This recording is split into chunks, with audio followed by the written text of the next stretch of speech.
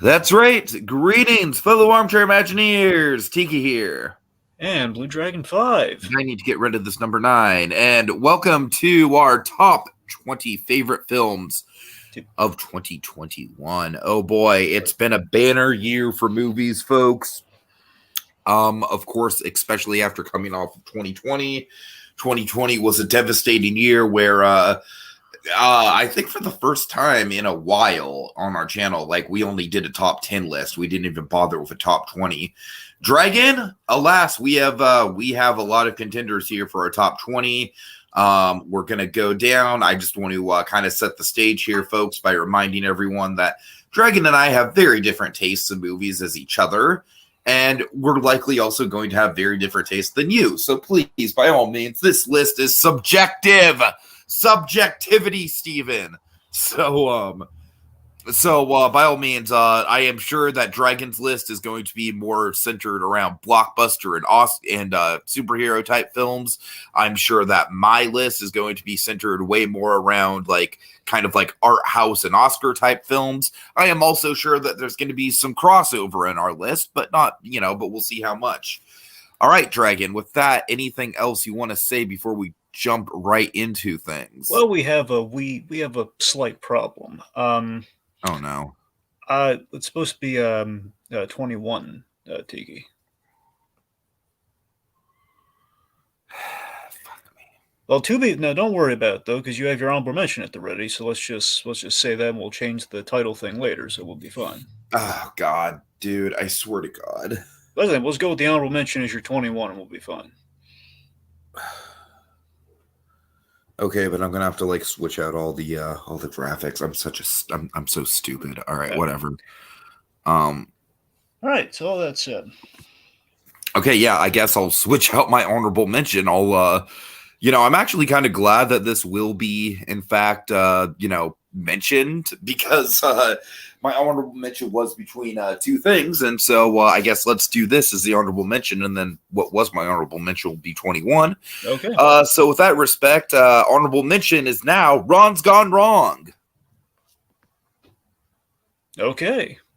So yeah, Ron's Gone Wrong. I feel like this is a good way to kind of plant a flag in the year of film, because I feel like a lot of film this year was very heavy on technology, especially a certain animated film that you and I probably both have in our top 5s, I'm willing to bet. And Ron's Gone Wrong, not quite as great as that said film, but I feel like it was still really refreshing. I feel like not enough people gave it a chance. And for the first, post Blue Sky Fox animated movie, I really did think it had something to say. And I think that, like I said, Dragon, as a gadget nut such as yourself, I really think you in particular owe it to yourself to check this one out. I really like it a lot. It's a very fun movie. It kind of reminds me of Storks, just kind of like that light and breezy sort of this. There's not a ton of stakes to this movie, but still, it's just a nice good time. Okay. All right. So my honorable mention, again, folks, we're kind of looking at this through the vein of favorites. So again, not necessarily ranking them per se in terms of the best film, objective best or anything, but again, we're going for the subjectivity. You're going for the favoritism, what films kind of stuck with us, what films will we go back to, that sort of thing. So my honorable mention is Black Widow. Okay. So, look, at the end of the day, and Black Widow firmly was not going to make the list. I know that much. I mean, there was some arbitration, but I kind of ended up putting it at the honorable mention. It would have either been number 21 or it would have been the honorable mention, where it's not at all, it's not all I hoped it would be. I don't think it's like the definitive Black Widow movie. I think we were all hoping for just a movie that features Black Widow in it, which is pretty good. It was very fun. Of course, I walk away with that movie loving, Yelena and Red Guardian, seeing, Natasha's family dynamic. That's kind of the thing I walk away from the movie with loving most. I hate what we did to Taskmaster, so that was the thing. That was the thing. It's like, oh yeah, we're definitely not putting it on the list because they really wounded me with that Taskmaster thing. But the action's great, and every time Taskmaster has the mask on, Taskmaster's awesome. So yeah. Yeah, and also I gotta be honest, the thing no one talks about really with the movie, Black Widow taking on a Weinstein, pretty cool. I'm just saying, for Right. symbolism, Black Widow, like putting that guy in his place, that's pretty awesome. So there you go. All right, give me 1 second, Dragon. I'm typing out the. Let me shout out Donovan 21. Martin in the comments. Good old Donnie boy. Glad to have you. He's been shouting out some movies that we'll definitely be mentioning later. So yeah. All right, so without further ado, let's get to our official list, the top 21, baby. All right, Dragon, my number 21 is a movie that it stars Nicolas Cage. Was supposed to be John Wick, but with a pig, but it ended up being so much more than that. It's Pig. All right, so Dragon, I'll tell you, this was for a while like close to the top of my list. I just don't think that this has a lot of rewatch value. I did go back and check it out. I went back and checked out a lot of these movies for a second time just to reaffirm if they held up or not. And honestly, Dragon, I'm putting this right at the top of the list. It would have been my honorable mention, but since we're doing the 21, it goes, it actually gets a slot. Just for Nicolas Cage's performance in itself. I do think that the writing in this movie is a little bit sloppy. I do think that there's, that it's the story's kind of trying to bite off a little bit more than it can actually chew. But I mean, with that in mind, I do think that this movie is a very good exploration into the psyche of grief and loss. And, it's not what you would expect from Nicolas Cage gets revenge on the people that stole his pig. It's a very, very meditative experience. And also kind of a dull experience. But you know what? That ending's worth it. It's got a damn good ending. So, not the most exciting film of the year, but definitely one that's worthy to check out if you're interested in in kind of Nicolas Cage's Renaissance era. Yeah, I'm very much looking forward to what Cage has down the pipe this year. Of course, yeah. All right. Okay, number 21 for me, Worth.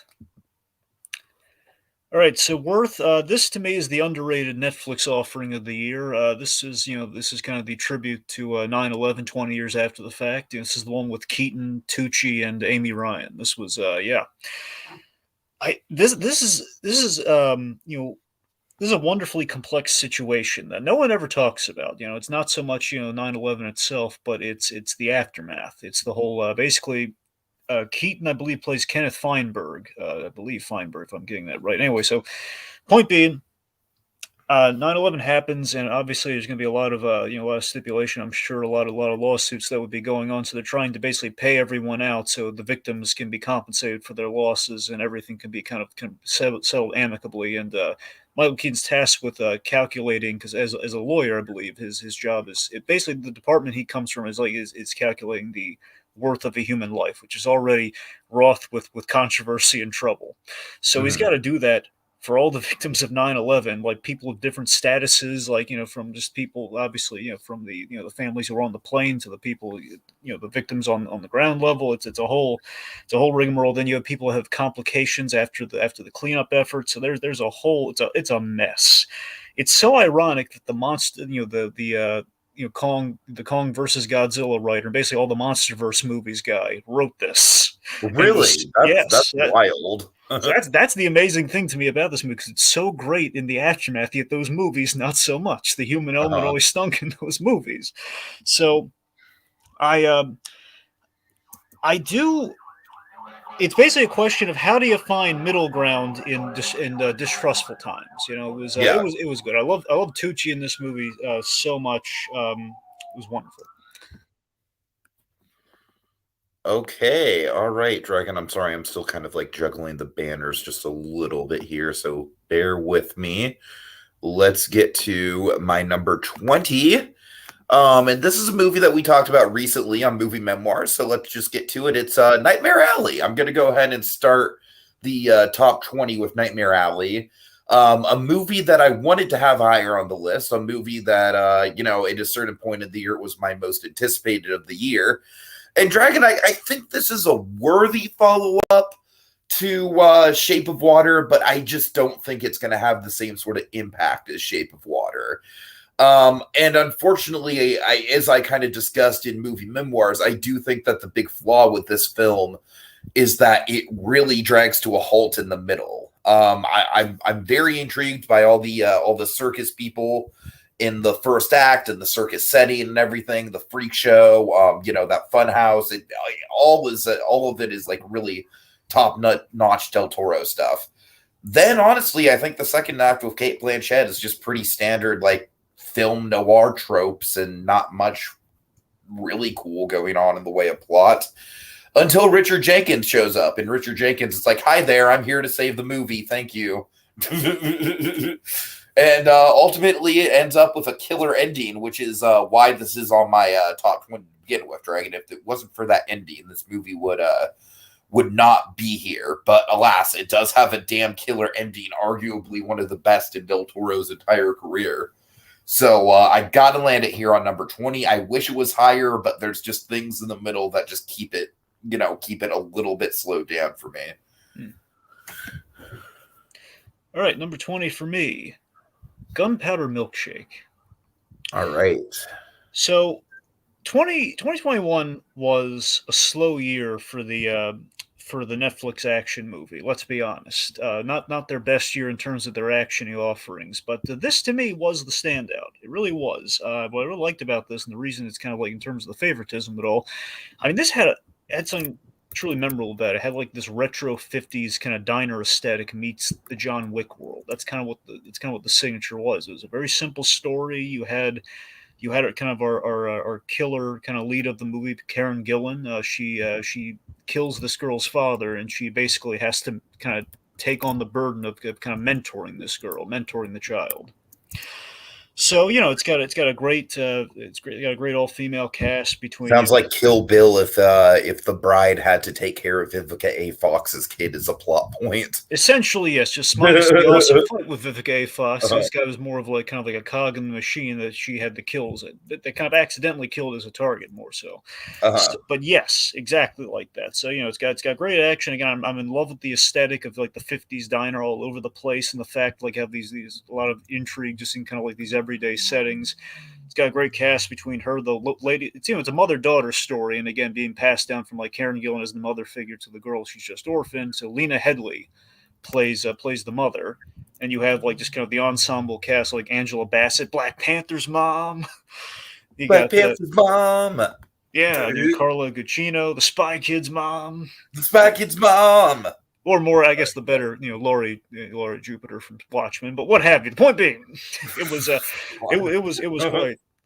was quite the fun action film. Carla Gugino, honestly, I am now familiar with her through Mike Flanagan shows. To tell you the truth, I do love it, especially The Haunted of Hill House Mom. All right.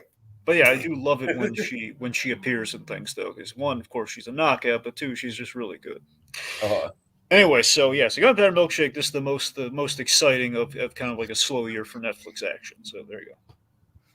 All right, so I'm just going to shout out some stuff from Donovan. He said, my order of favorite films this year: number 5, Dune; number 4, Shang-Chi; number 3, Ghostbusters; number 2, No Way Home; and number 1, Last Night in Soho. That's a very solid list, Donovan. And I'm Dragon. You have Ghostbusters on yours, right? Yes, I do. Okay, so yeah, we'll be getting to all of your movies at some point during this. All right, and then also he said, I did love Godzilla vs. Kong, not as good as Kong Skull Island, but forever Godzilla 14 will have a special place in my heart. Kong Skull Island is really underrated. Dragon and I have talked about this. I am way more on Kong Skull Island side than Dragon is, anyways. My most anticipated that you might be surprised you would think Spider-Man. No, it's Soho. It's just spot on iTunes today, and it's worth it for the behind the scenes alone. It's amazing how they made this. Indeed, we'll get into Soho for sure. Soho's definitely up there for me. All right. I imagine not for a while, right? It's in the top 10. I'll say that. All right. Yeah. All right. So let's see. So moving right along, Dragon, let's get to number 19. Yeah. And Jesus Christ, I have to kind of okay, I'm good. Okay, number 19 for me, Dragon. It's one word. Can you guess what the one word is? What is it? Old. I'm old. All right. So Old was one of my most anticipated movies of the year, and it lived up to hype in ways that I was not expecting. What I love about Old as a film is that I feel like it combines the best of both worlds as far as M. Night Shyamalan at his best, like as far as him doing really, really genuinely creepy and creative scenarios that honestly do give you a rise and give you a reaction and are intense to watch in the theater. But by the same token, this movie's also got some of the most ridiculous line readings and some moments that are so awkward that they would make stuff like, what? No. Like, just blush. I mean, this movie... No. This movie is, like, gloriously awkward, but also fucking effective in the moments where it is trying to go for that body horror thing with the premise. Also, M. Night Shyamalan, this is my favorite role that he has self-inserted himself into, because he's literally the dude that takes the guests from the resort to the beach, and then he kind of like watches over them with binoculars through the whole movie.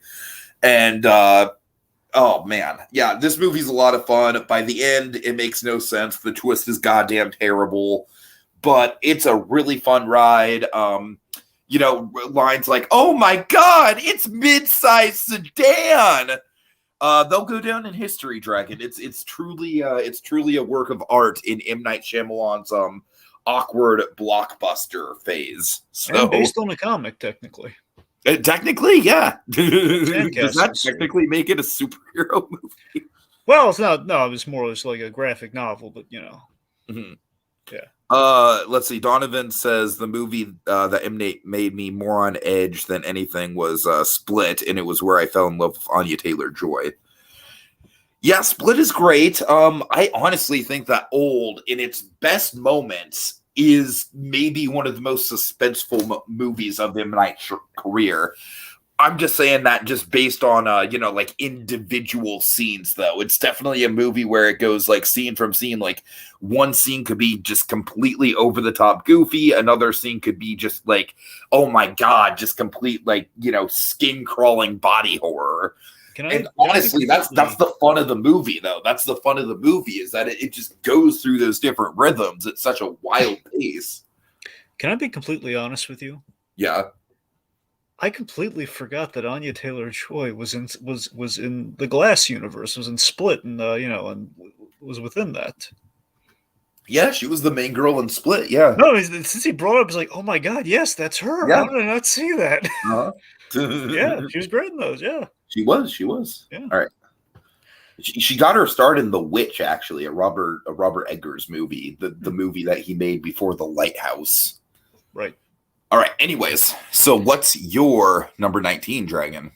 Street Gang. How We Got the Sesame Street. All right. This would have been an honorable mention for me. It's up there. If this was a top 25, it'd probably be in the top 25. So go ahead.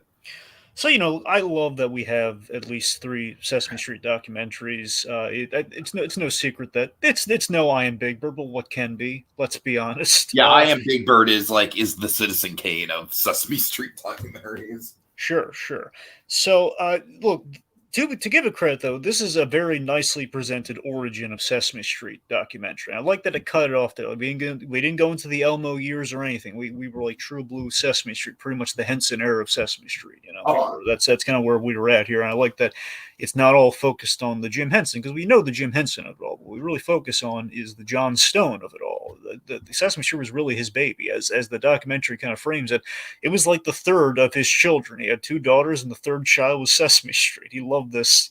He put everything he had into this show. And the thing I love most about the documentary is that it really, within the origins of Sesame Street, you really hit the whole appealing to the inner city youth. We're trying to educate the inner city youth and kind of allow them to see something they can be reflected in. And Sesame Street just doesn't take place like a magical, mystical land or anything. If the documentary would have made that like the primary focus, then it could have potentially had like a "Won't You Be My Neighbor" style resonance to it. I mean, to be fair, it's like the whole act is that movie, though. I mean, no, I know, but I'm just saying, as it stands now, there's definitely some elements of this where it's like, yeah, okay, I'm kind of, it's being entertainingly presented, but I'm kind of going through the motions of what I already know.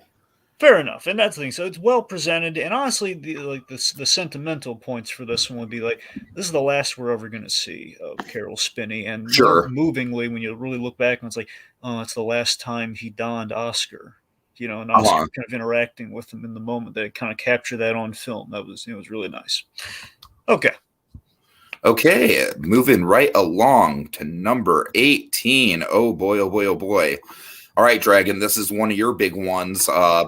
One of the animated Batman movies did make the list. Can you guess which one? Long Halloween? Yeah, but which one? Oh, well. Part 1 or part 2? Well, Tiki, on my list, I combined them for both. I mean, well, that's not what I did. Yeah, I'm going to guess 1 in your case. Correct. Okay, so you have Long Halloween Part 1. I have Long Halloween Part 1 specifically. Because you're going to be that guy, but go on. Yes. Well, you know what, Dragon? The only reason I'm doing that is just because the reaction I had to Part 1. I don't often have that sort of reaction to the DC direct-to-video movies where I'm just leaning into my seat. And Dragon, I know this is stupid, but it's kind of like one of my descriptors for if I'm really into a movie. And this happened for me with Long Halloween Part 1 right around the time where Harvey and Bruce, do the coin flip on whether they should burn the money. I'm just leaning into my seat and I'm like, oh man, this is a movie. But seriously, Dragon, this might be for me. I mean, Part 2 is great. Part 2 wraps up everything really well. But Part 1 is it might be the best animated Batman movie that I've seen. I just really think that it nailed the tone. It nailed the aesthetic. I feel like because it was a 2-parter, we actually got to live in the world of these characters and, really marinate in the situation. And unfortunately, that is kind of why, the inevitable kind of happened with Part 2, which is, they had a lot to get through in Part 2, and it kind of felt like they were sort of breezing through stuff. Whereas in Part 1, like I said, because it's a shorter time frame, they were really getting to the root of the characters. And for that reason, I think Part 1 really sticks out to me, just narratively speaking. It feels like a very complete film in its own right, even though it is just the first part. Okay. All right. Number 18 for me. Raya and the Last Dragon. Don't you dare compare it to Avatar: The Last Airbender, Dragon. Well, don't do it. Don't do it. If I did, it'd be in a positive. YouTube careers are on the line, buddy.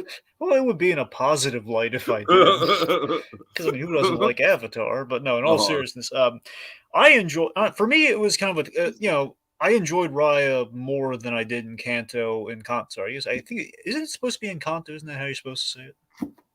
Technically, something like Encanto. All right, fine.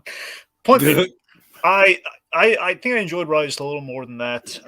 Where I remember going into Raya, I was concerned that, oh man, they're going to get bogged down with they have like 5 lands, as part of 5 of the dragon lands, as part of the whole commander of it all. But ultimately, it was woven quite seamlessly into the commander of it all, and that each of these lands had a very harmonious purpose behind them. And they worked really well. It all just kind of flowed well. So we had all of our tribes together. We saw what kind of split them up again, and we're kind of visiting all of those lands, getting from point A to point B as we get to the end of our story. So I love that my fears were dissuaded when I saw the movie. For me, what I really like about Raya is I think it's a great moral about trust. That's what really jazzes me out of my mind about Raya and the Last Dragon. It's all about it's kind of like after people betray you, like how hard it is to forgive someone, to kind of put your trust really to the test. Which boy oh boy does it by the end of the film. Of course, performance wise, Gemma Chan and Daniel Day-Kim I think really kind of stood out to me. Daniel Day-Kim is easily the best performance in the movie, I think. Yeah, I gotta be honest. He has very little screen time, but he makes a big impact. Since you threw out a dumb line, I'm going to throw out another one. Okay. So, For me, when I think of Rye, I keep thinking like one line and delivering that. Gemma Chan did not say this. This is about her character. It's. I just love every time, like when after the betrayal that Namari commits. I love that when I love it when she shows back up in the story. Raya just says Namari. It's always love like every time I think of Gemma Chan's Namari, that's how I remember her character, like Namari. It's like so sinister after the bad stuff she did, man. So this is another one that, probably if it was a top 25, it'd probably make it onto the 25. Obviously, I loved Encanto a lot more than this. We'll get there. It's in my top 10. I mean, honestly, so it's vice a while versa. off, yeah. Yeah, I mean, this is solid. I will admit part of me was, kind of begrudging putting it on the list just out of the controversy, just because I think it's freaking ridiculous. But, obviously that's not the movie's fault, although, frankly, I'm just going to say it is a little derivative of Avatar: The Last Airbender. Again, if you want to cancel me, go ahead and cancel me. It is what it is, well, again, the emphasis being what's wrong with the little Avatar. That's what people keep forgetting. What's wrong with the little Avatar? Avatar's amazing. Right. Regardless. But, I mean, it is... The one thing I will give it, Dragon, is that out of the Disney movies that we've gotten recently, I think Namari is one of the more compelling actual villains. Oh, for sure. It's like she does have an arc and she does turn around at the end, but, like through and through, she is a bad guy throughout most of the movie, which is refreshing. I will admit, one of the reasons Raya is kind of low on the list is I think our ending is after the whole Namari thing. It is a little stock happy ending, and that hey, we're all okay, we're not all dead, we haven't been all wiped out, so that's that kind of gets a little watered down, but at the very end though, so it doesn't really hurt the overall film. But also, I love the soup metaphor. Just want to get that in there. Daniel Day Kim with that soup metaphor. It was good. All right. Okay. So Dragon, for my number 17, I think we need to change the soundtrack a little, Dragon. I think we need to switch to some smooth jazz, baby.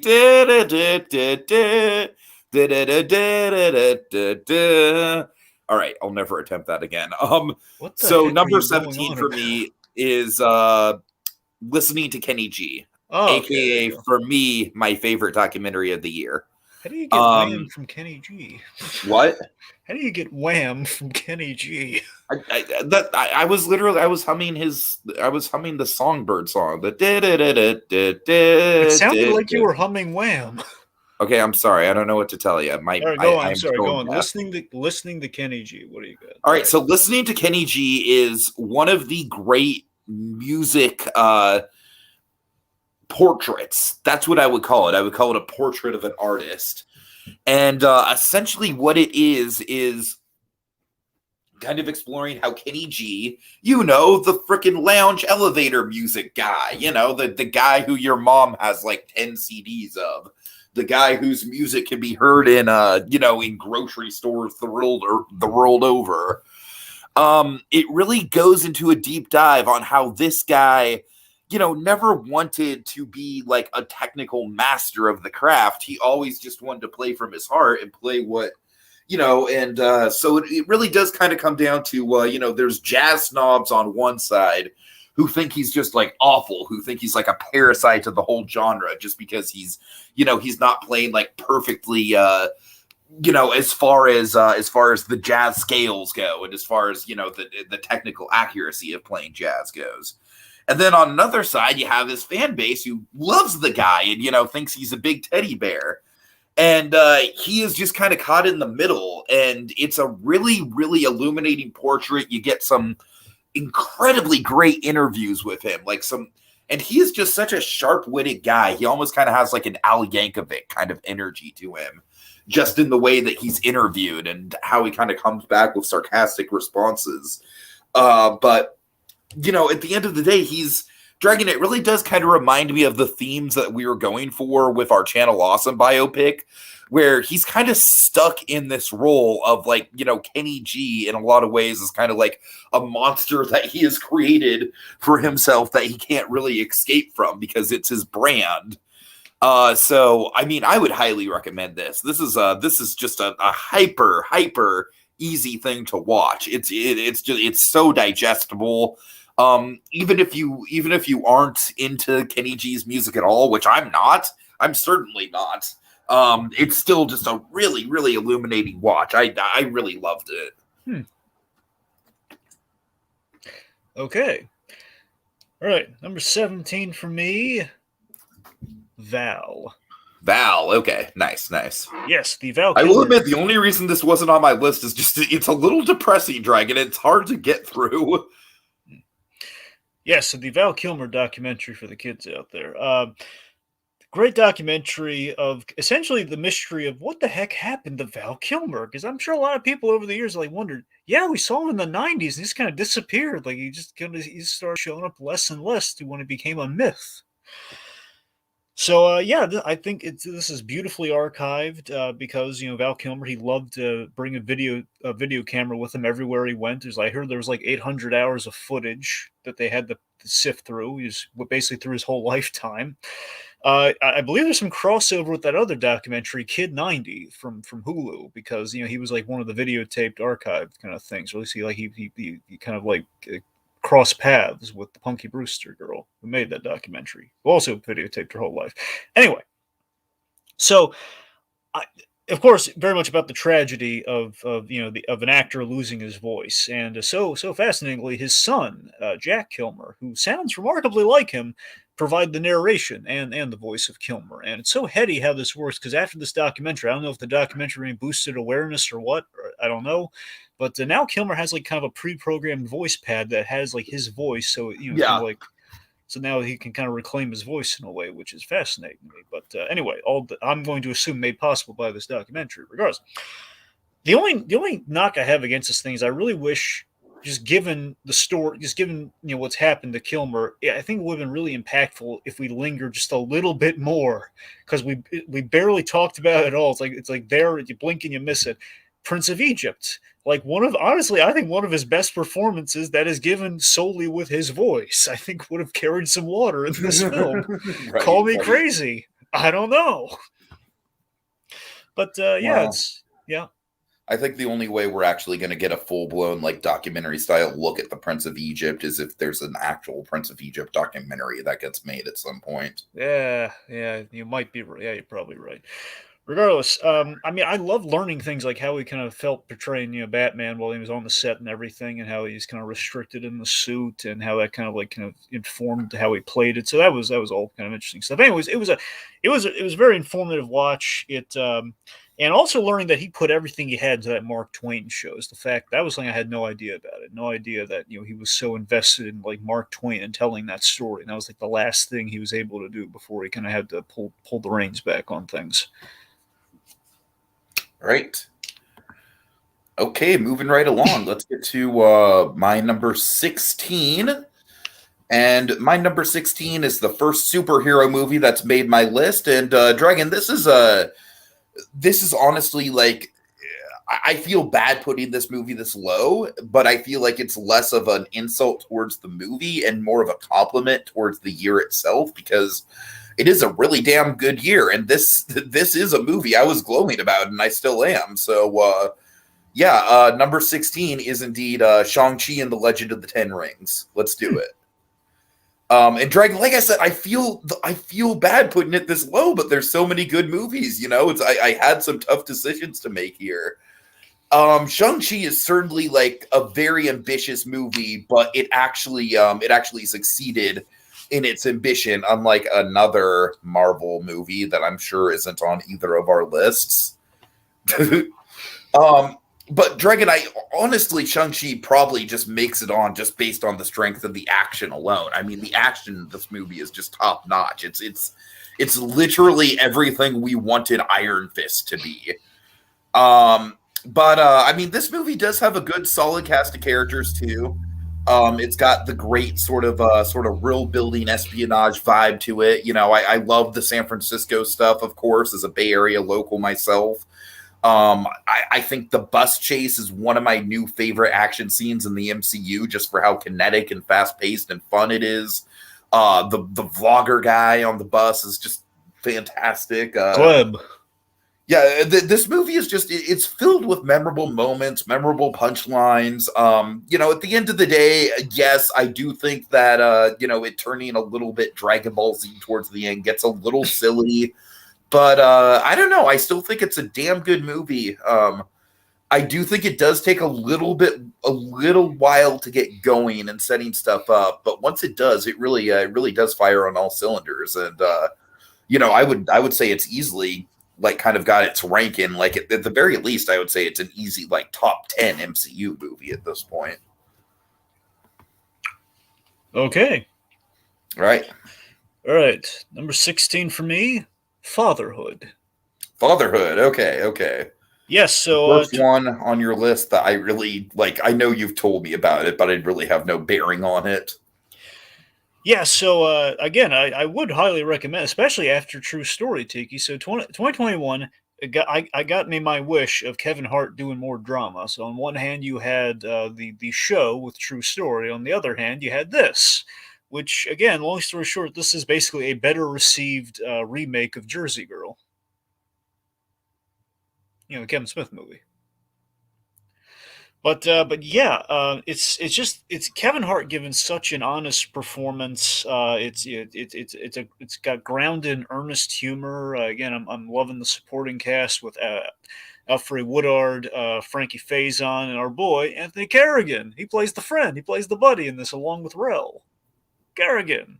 Anyway, but seriously, I can't really tell you much about it. It's just, again, it's pretty much Jersey Girl with Kevin Hart, and I think it fits him. It fits him well. It's a lovely film, and I want to see Kevin Hart get to be able to stretch his wings and do more dramas. Because I mean, between this, The Upside, and True Story, I mean, those are three excellent kind of things. I really, I love those three things. So I mean, I'd love to see him do more stuff like this. So Fatherhood, just it's kind of a father in over his head raising his daughter, and you root for him. It's pretty simple. Okay. All right. Number 15 is going to be The Green Knight. Honestly, Dragon, you might be surprised that it's this low because at a certain point it was my number one of the year. This is just a movie where it's like upon further examination. I love a lot about it. I really do. I love how ambiguous it is. I really love a lot of the cast. Obviously, I think the world building is done really well. I just think the actual storytelling is a little bit lopsided, a little bit too slow paced. And at the end of the day, it's not quite, like I said, I kind of gave another sort of a rewatch test on it, and it doesn't quite fire on all the cylinders that it was firing on the first time I saw it. That being said, I still think it's a terrific movie. I think the fantasy atmosphere that it presents just oozes atmosphere. It's rich with that kind of like dark gothic medieval tone. I really love all the performances here. I love the ending of this movie. I think Dev Patel has never been better. I think this is definitely his best role that he's ever done. And I'm very excited, just stylistically. David Lowery is an incredibly diverse filmmaker.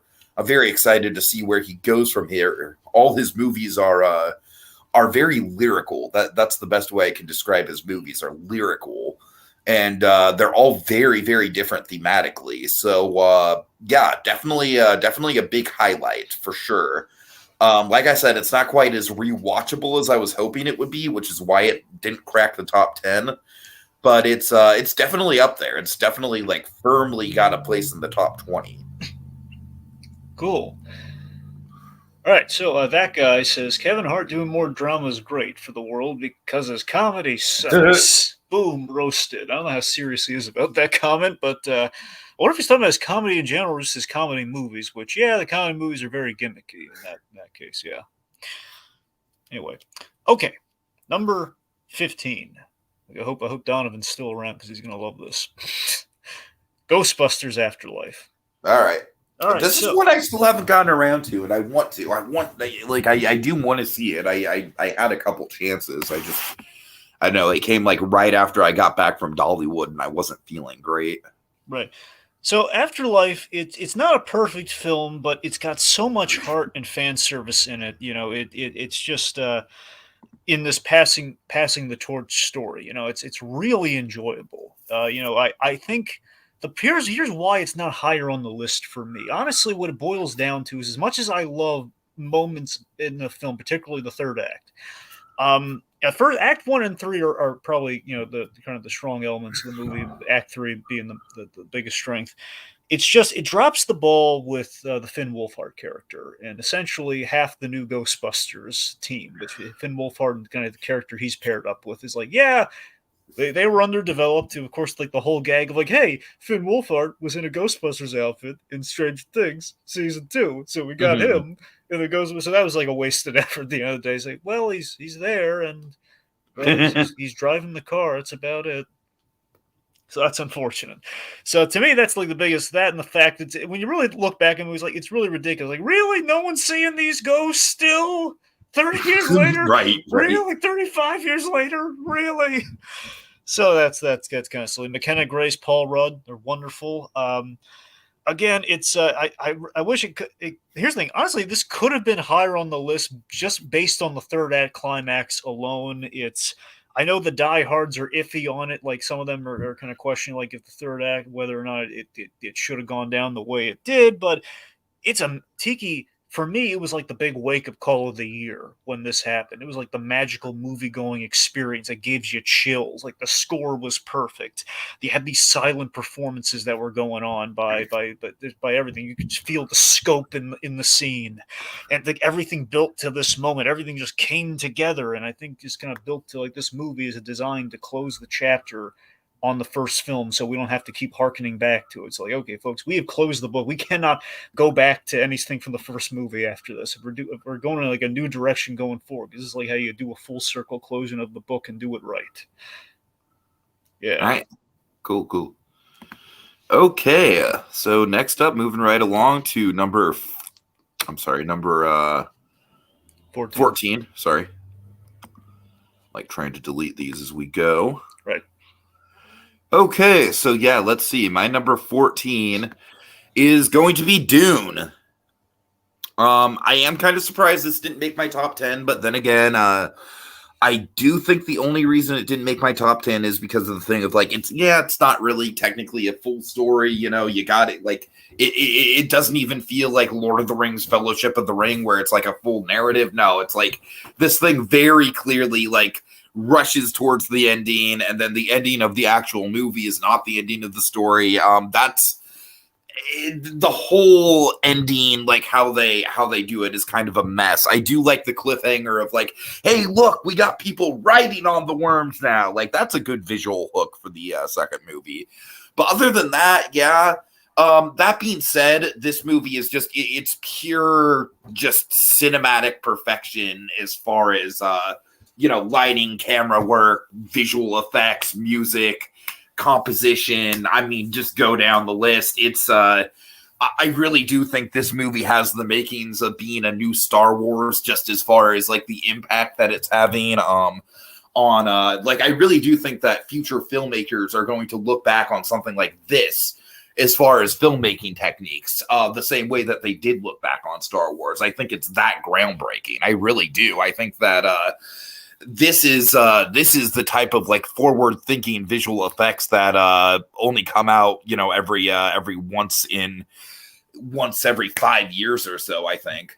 Donovan, I am jealous that you saw it in IMAX. Honestly, if I saw it in IMAX, it's very possible that it would be impossible for me to resist putting it in the top 10. I heard IMAX was spectacular. Yeah, I mean, it just, the world building is just insane. Obviously, like I said, the audio-visual spectacle of it. I do think it was very well cast across the board. Some big highlights were, Aquaman himself, Jason Momoa, in a very big fan favorite role. Oscar Isaac has probably the biggest arc in the movie. And then what's his name? What? Timothy Chalamet. Chalamet's great, and then also Josh Brolin is probably the biggest comic relief in the movie. So yeah, just overall a very big, very appealing movie that I do think is going to have a big legacy, Dragon. I think out of a lot of these 2021 movies, Dune is going to be one of the biggest, where it's like, if you look back and you think of, what the year of 2021 was in terms of cinema, I think Dune is going to be right there at the forefront of a lot of people's heads for good reason. I get that. That's fair enough, Tiki. I don't see it myself, but we'll see, I guess. All right. Okay. I'm sorry. You're number 14 still. My bad. Yeah. Number 14. That Soul of the City thing I still can't get rid of, by the way. Wait, what? I'm sorry. I thought this Soul of the City banner. Oh. We covered it for Plus and Us, and I still yeah. whenever I go to delete it, it's like, we're sorry, this can't be deleted. Yeah, I'm like, why? Why is he bringing up Soul of the City now? What does it have to do with anything? It doesn't. It doesn't have to do with anything. Anyway, okay, so number 14, Shang-Chi and the Legend of the Ten Rings. Oh, hey, what do you know? All right.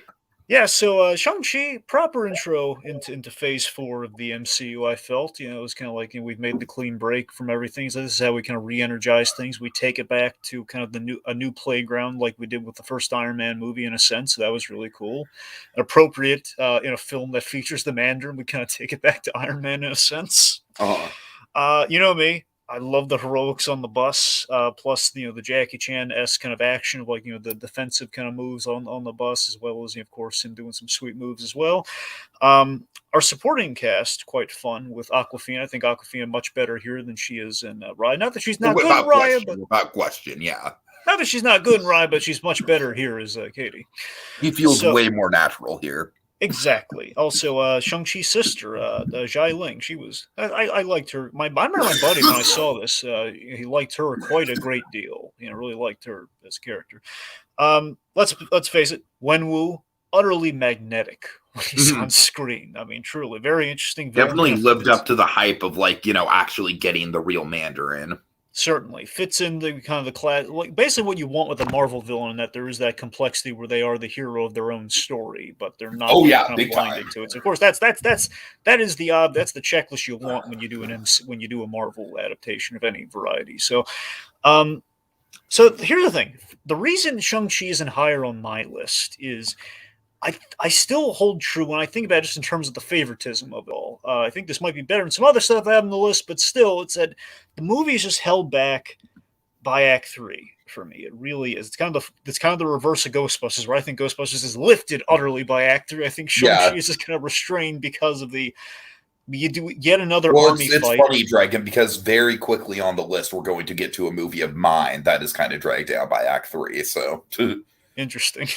So at the end of the day, Shang-Chi, it's yet again another a CG army and mainly CG dragons. And it's it's funny, I listened to the commentary for Shang-Chi, and the Dragon Ball was very directly, they called it out. I'm not surprised. Dragon Ball. So we threw a little bit of that in there. So it's, and neither of those dragons Fin Fang Foom, where I'm throwing my hands up and they're like, come on, we didn't even say what the Legend of the Ten Rings was. Come on. Right. And my point is, I'm not just trying to kind of dig my heels in or anything, but simply the fact of all of that distracts from the core of the movie that I was really interested in with the first two acts, the father-son story. It's okay, we have the father-son battle going on, and then, hey, armies fighting because we got to give them something to do, and hey, dragons, and hey, Wenwu, this great character, is chasing ghosts, and I'm not sure that reads very well, given how great a character he was built up to be. And at the end of the day, I want to say, so I end up loving Shang-Chi, and I think this is going to end up being like a Doctor Strange thing. I wonder if it's going to end up being Doctor Strange might be kind of our new kind of Iron Man, so to speak, and then Shang-Chi might be the Doctor Strange. And every time he shows up, hey, we like Shang-Chi. Look how cool he is, and doing more stuff as he continues to show up. Maybe it's going to end up that way. It'd be kind of cool. All right, Donovan. Soho is a good guess. It's a good guess, but honestly, I like Act 3 of Soho. I just am not crazy about the ending. We'll get there. This movie, it's more, the movie I'm thinking of is more, just the whole Act 3 is kind of there's a very particular point I think this movie could have ended on, and it didn't. But we're not there yet. We're going to get to that particular movie next. But Dragon, what we are entering is a selection of 3 films. My number 13, 12, and 11 that I would like to call the coming of age bracket. Wow. So let's get to the first film in my coming of age bracket. Number 13, Dragon. This is the one film that I never covered on Memoirs because I actually watched it after we after we did the last Memoirs, and I'm glad I made it onto the list. It's a delightful, quirky little John Hughesian movie called Drama Rama. Drama Rama is fucking absolutely delightful. It's like a warm hug of a movie.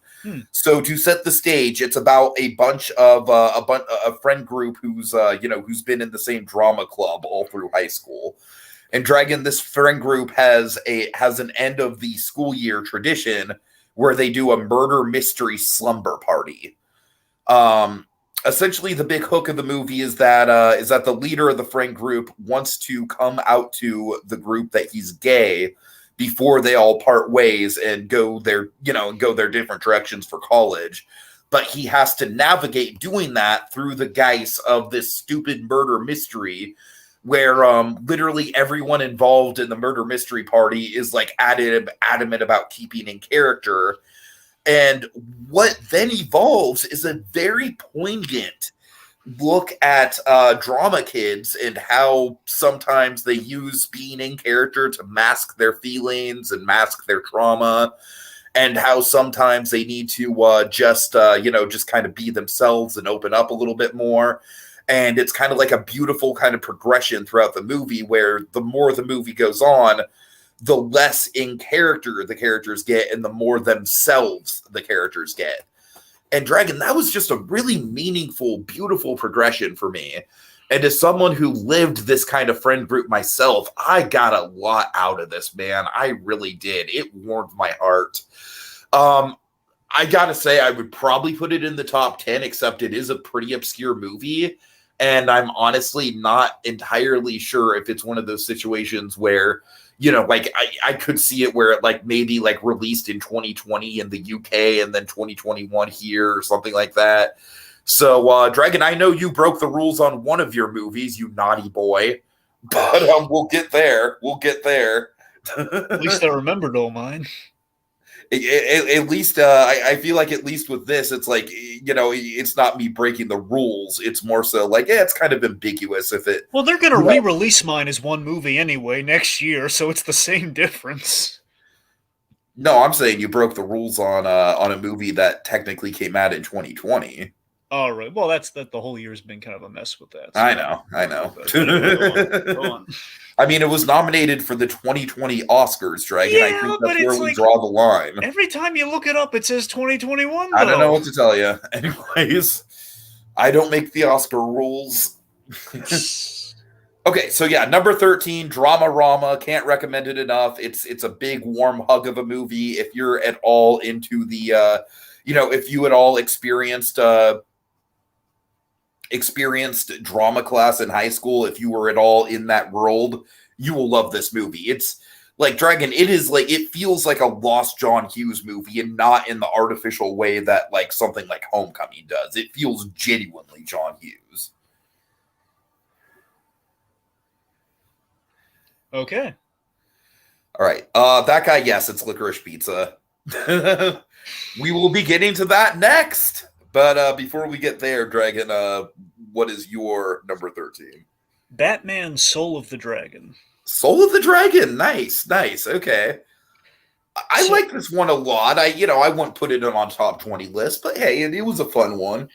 Yeah, and again with the favoritism of it all too, it's just kind of I definitely was gonna make the list in some way, shape, or form. But every time I go back to it, it's that DC animation had a really strong year in 2021, and they Bruce Timm doing a '70s throwback to the Neil Adams era of Batman, and basically all the characters inspired by the kung fu craze. It was a whole lot of fun. I mean, essentially it's Richard Dragon's movie, and we use Batman as the connecting point to all of our other martial arts based characters, and of course the wonderful Cell, all of those characters with basically everyone with the exception of Batman and James Hong as O Sensei, all played by real life martial artists. You have Kelly Hu, who's played playing Lady Shiva. You have Michael Jai White playing Bronze Tiger, who's played him in live action. You have the bad guy from one of the main bad guys from John Wick 3, Mark Dacakis as Richard Dragon. It's a great lineup. They do really good in performance. So, I mean, for me, at the end of the day, I was always a little iffy on the supernatural turn this movie takes by the end, but it is in service of an homage to Big Trouble Little China. And the thing that always really got me is really, we're going to end on a body possession thing with Oh Sensei once we unlock the big spooky door. And it's well, I like rewatching it. I like to think it's we budgeted it to be like the 70s. It actually does make it a little better. It's the fact of we couldn't afford a big old whammo blammo thing, so we did a body possession thing. That's what the 70s were. Right. So going back to it, you find a lot of fun. Isn't it funny that both this and Shang-Chi end in some ways on a big scary door? Yeah, that's what. Yeah, again, it might be rooted in things. I mean, that's probably it. But right, yeah. I just love that this movie was not afraid to be more Bruce Wayne's story than Batman's story, and it's again Bruce Wayne meeting people along his journey, to become Batman. Ergo, he knows these guys, and we use Batman sparingly but effectively. It's, I mean, for me, the reason this thing has to be on the list is they have this beautiful scene between Bruce Wayne and O Sensei when he's training, where it's they have to break this rock, and the idea is a futile exercise. And O Sensei tells Bruce, as his hands bleeding, he's been punching this stone, and eventually, I believe he would have broken that stone. It's if you break the stone, what's going to be left? Pebbles. And the idea one man can't stop crime. It's just going to keep kind of fracturing and splintering off and keep going ad infinitum. The movie had a lot going for it, and stylistically, it was just a whole lot of fun. And it's a really nice and digestible story because it has kind of a dot ending, but it's a dot ending that is that's the point of it though. It's a lot. It's cool. Alrighty, cool. So moving right on down the line, Donovan did call it, or I'm sorry, it was that guy. That guy called it. Number 12 for me is indeed Licorice Pizza. A movie that I wanted desperately to be in my top 5. Desperately. This is a return to form for Paul Thomas Anderson. I will say that much. I will say this is my favorite Paul Thomas Anderson movie since There Will Be Blood. But I do think that this is still a little bit uneven, just in the fact that I am not a fan of how this movie ends. And I've said this before. I'm not a fan of the third act with the, all the political stuff. And I just feel like the third act kind of basically hits a lot of the same notes and themes that were already hit earlier in the movie. I don't really think we needed an entire act to wrap everything up.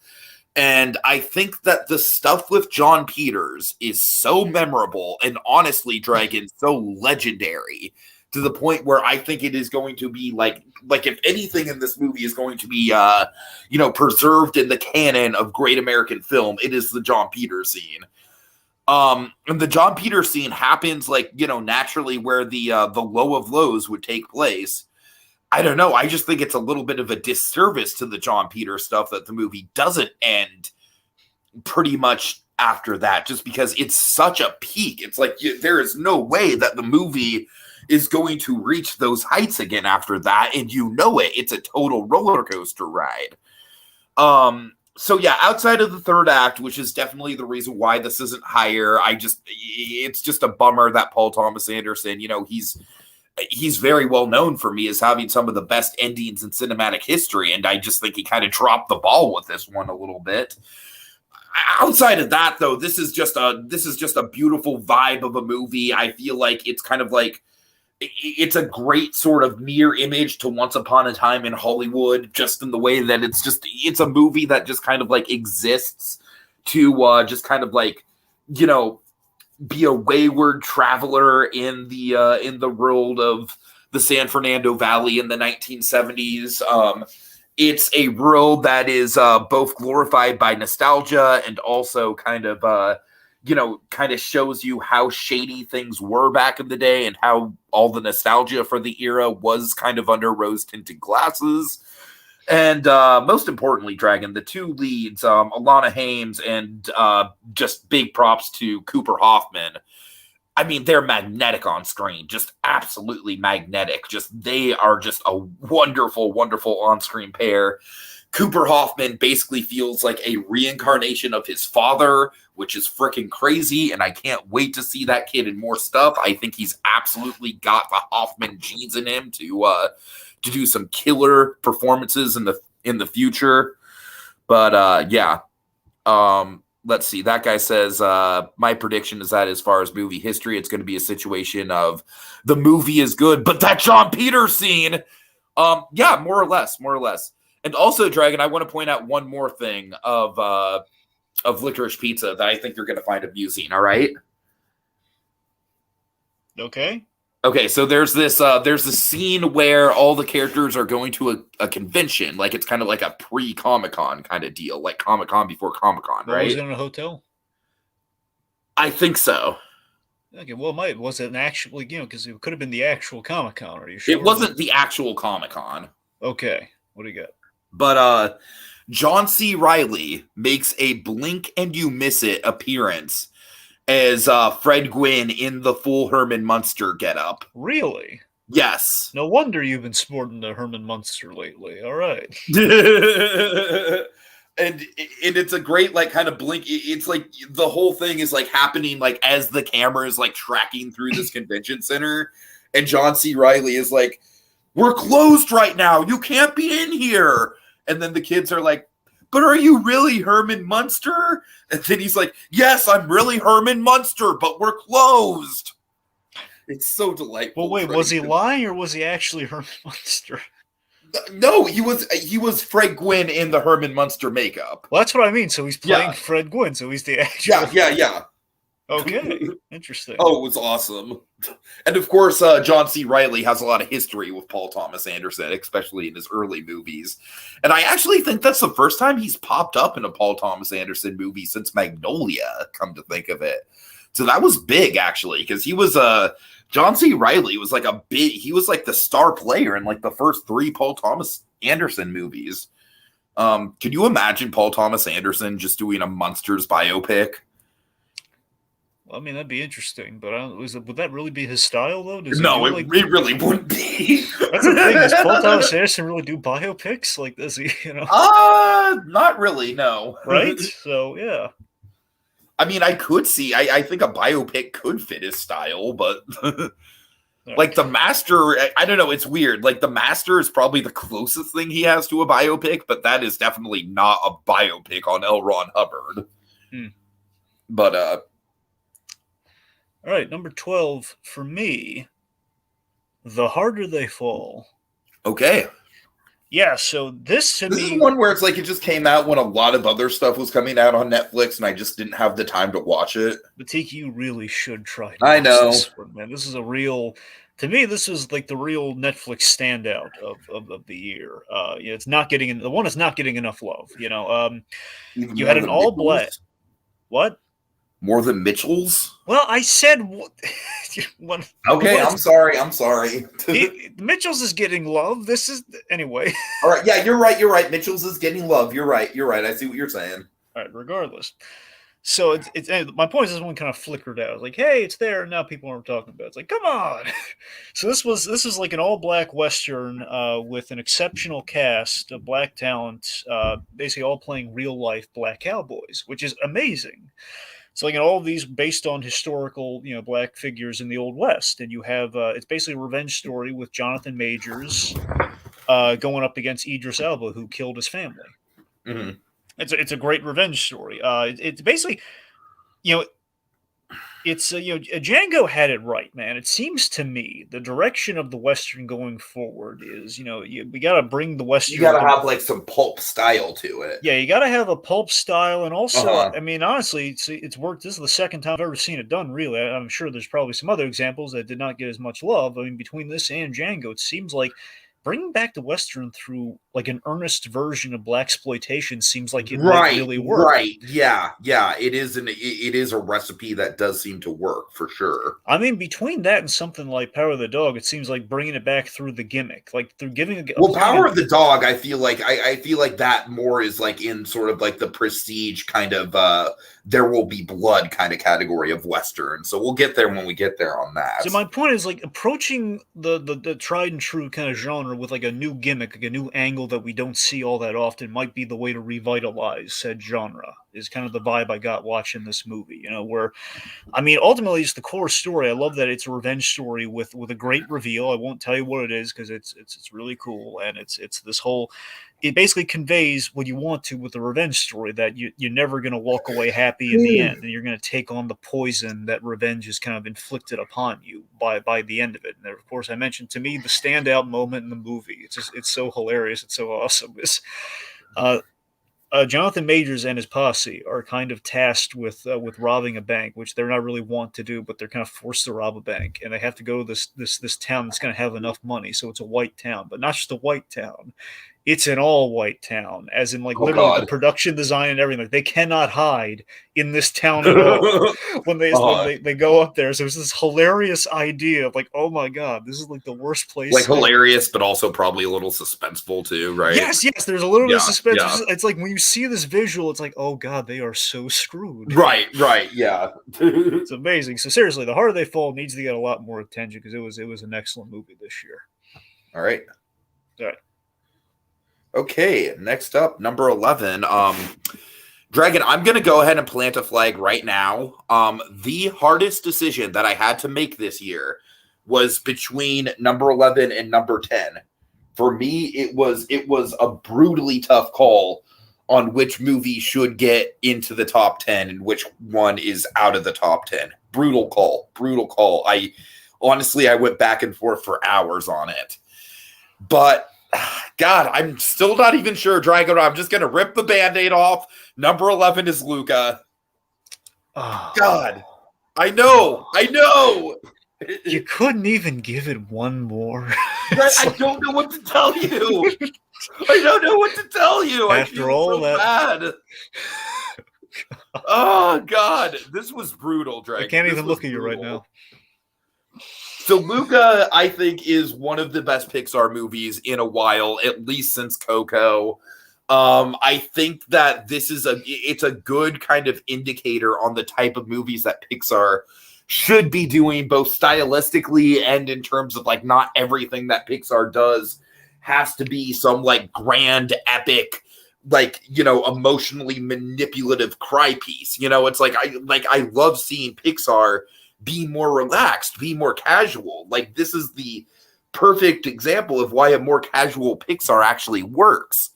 And, with the LGBT thing, I just think it's so cool to me that LGBT kids actually have a movie like this, even if it wasn't intended to be LGBT representation. I really think that this movie is going to go down as an iconic LGBT movie, the same way that something like a Lilo and Stitch went down as an iconic, like, autism-coded movie. And I am honestly kind of stoked for for queer kids that get to grow up with this movie, because I feel like it's a very, very validating movie for them. Does Lilo and Stitch have that reputation, for more people though? Is it like, I know Dragon? That's why, it has a reputation in the autism community. That's why I got the tattoo. Well, I knew it meant that to you. I didn't know it meant it to everyone. That's what I was. Not everyone, but it's a well-known comparison within the autism. Okay, that's what I mean though. So it's like, at least it's like it's a well-known thing. Yeah, right. Yeah. So, okay, that's a lot of people actually get tattoos of Stitch with the symbol for autism. There's a symbol? Yeah. I had no idea there was a symbol. It's amazing. Yeah. Cool. That guy says Luca is crying right now. That guy, believe me, it was tough. It was so tough. Dragon, I think when you hear my number 10, you're going to be like, that makes sense why that was a tough choice. You made that little sea monster boy cry, Tiki. Look at him. His cheeks are turning into sea monster. On that note, I will say one of the things that did keep it out of the top 10 was just because I thought that the very early stuff in the movie with the farming and everything was like not the greatest Pixar world building. Obviously, the real building gets a lot better once we go to the town. But I do think that this movie took a little bit to get going. Hey, look, you're not wrong. Yeah, Donovan, Lilo and Stitch definitely, especially Lilo herself, I think. See, this is what I mean. I don't think it's a widely known thing, Tiki. Outside of you telling me that, I never would have guessed that. So that's the thing. I don't know how well known it is. You got to watch it. You got to watch the movie and pay attention to Lilo's characterization with that in mind. That's all I got to say about that. So fair enough. So I mean, I don't know, with the Act 1 setting, it's the fact that it's the Italian Riviera, so that's the Italian countryside. That's kind of the kick I got out of it. Like, oh, it's the Italian countryside. Oh, it's great. It's great. Yeah. All right. Okay, number 11 for me. Okay, this is Judas and the Black Messiah. Okay, well, I'm glad it's not in your top 10, cheater. For the look, everyone was able to watch it in 2021. If you look it up, it's going to say 2021. I know. I mean, it's anyway. So, when's the last time the Oscars got something right? Right? I mean, like last I can remember is them awarding Shape of Water when they gave Parasite Best Picture. I would say what was Parasite up against? I don't quite remember. Because my go-to was when they gave Shape of Water the Oscar for Best Picture. That's my go-to. But then again, Parasite is a good point, though. But so anyway, I can't try to remember what was up. 1917, I think, was the big one, and fuck that movie. Like a little aggressive. You could just say, nerds. Yeah, you're right. It is a little aggressive, but I think that movie's incredibly overrated. All right, anyway, so you know what else is overrated is a movie that's on your top 10. Anyway, so Judas and the Black Messiah, to me, biopic of the year, at least of the ones I saw. Just of course, the big sell of Judas and the Black Messiah. It's about the FBI's conspiracy in the '60s to essentially keep the Black Power movement in check. To prevent a Black Messiah from rising. Of course, in this case, Fred Hampton being the Black Messiah in question. What they did so underhandedly is they kind of basically blackmailed a black man, Bill O'Neill, and played by the wonderful Lakeith Stanfield, in a really standout performance, into being the informant within the Black Panther Party. And this movie is an excellent companion piece with Trial of the Chicago 7, by the way. I mean, I think it's a lot more compelling than that, but yeah, it is a good companion. Well, I'm just saying they both intersect, is what I'm saying. So they both get to be a great double feature in a sense. But you're right, though, it is more compelling than Chicago 7, regardless. I love the framing device. I'm in love with the framing device with Lakeith Stanfield doing the interview as O'Neill, and of course we have the tragic reveal in the text about that's why this interview is already had we could have used a little bit more of it knowing where it was going, but still, just when we used it, it had an excellent payoff. I love the shades of gray like we have with the Jesse Plemons character. I mean, Plemons was all over the place this year. This to me was the most impressive role he had. As the FBI handler who O'Neill answers to, and the fact that he's a family man basically doing his job, and he's kind of forced into kind of a racist position by the FBI, by J. Edgar Hoover and everything, and he's uncomfortable with it, but he can't say no. And of course, Kaluuya, very powerful as Fred Hampton, very inspiring. The "I am a revolutionary" speech is probably going to be the most iconic moment from this thing. Most certainly, yes. Yeah. And I love just seeing the cause. I think the most interesting thing about the movie for me is seeing the cause and effect of the Black Panther Party at work, where the Black Panther Party did a lot of good for the community. They had very pure intentions, but the bravado and the scare tactics, they were, playing essentially what they ended up doing. And I think the film kind of touches on really well is they were kind of playing into essentially the white man's fear, if you will, where, then unfortunately had very little dire consequences, very sadly, where, it was just basically they kind of took the stereotype and they used it to their advantage to kind of keep everyone in check and kind of help the community out, but still did not assuage the fears of a very paranoid FBI, J. Edgar Hoover. So just a brilliant and compelling film in all ways, shapes, or forms, man. This is such a good movie. All right, so we're going to dovetail right into our top 10s, Dragon. Here we go. And this is why I think it's going to make sense why Luca was really hard. Because, like I said, it was between these two. What should get into the top 10, what shouldn't. So my number 10, Dragon, it's The Suicide Squad. Huh. Does that make sense why it was a hard choice between the two? Well, I mean, I understand your thinking, but again, I'm thinking, well, why isn't Suicide Squad higher? But but no, Because I there's get. a lot of good movies this year, Dragon. I I know don't know what to tell that's what you. I'm saying. I understand. Yeah, there were a lot of yeah. All right, so the Suicide Squad. I had to get this into my top 10. I think this is James Gunn perfection.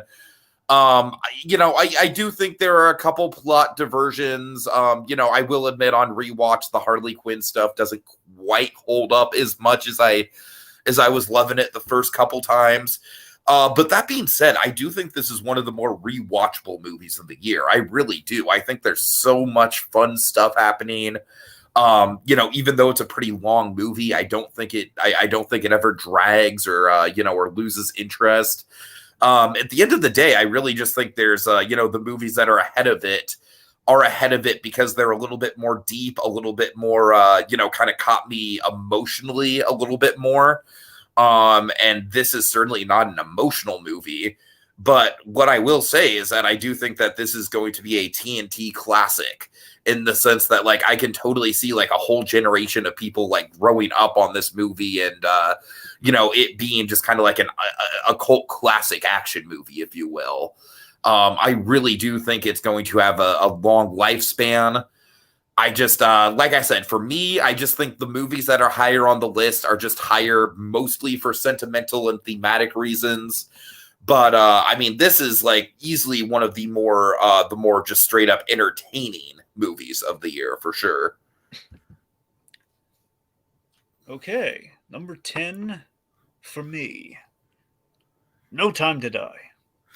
Yeah, another one that I wanted to see. It just did not work out well with my Dollywood trip. That kind of like that really did kind of tear a hole through my schedule for a while. Yep. So a great conclusion for the Daniel Craig Bond, which I mean, in all fairness, is honestly the only Bond I've really been able to kind of really get a kind of like he was kind of my Bond. Not that I do like Connery, but I've never seen all the James Bond movies because there's so many of them. And there's they're varying qualities depending on who your Bond and what your era is. So I've never watched them from start to finish, but I kind of jumped in with the Daniel Craig Bonds and having seen a splicing of the Connery Bonds and maybe a few scenes here and there from the other Bonds. I've at least seen them all play James Bond, at least a scene. But so I have formed an attachment with the Craig Bond, and honestly, probably the only Bond, just historically speaking, I want to say. Mind you, I'm not the authority on this. Like other people I know who like know Bond like the back of their hand.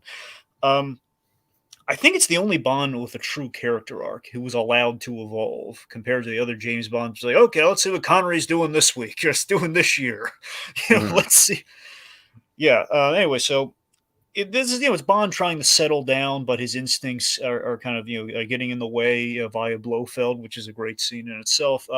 Rami Malek, terrifying villain with a great introduction as Safin, the guy with the doll mask and everything. Great performance. Plot wise, it's kind of whiplash from Iron Man 2 in that. Yeah, that's what I heard. That's a shame. And again, to be fair, he is very enjoyable in the movie in that it's just basically, it gets from a plot standpoint. Here's as worse as it gets. It's like, hey, I got my revenge. Now onto the world just because it's a Bond movie. Because I need to take over. I need to do the thing to the world now for stakes. I mean, if you're looking for a spy thriller, you can't find one as smooth as these Daniel Craig Bond movies. Ana de Armas, she stole the movie as Paloma. She was amazing.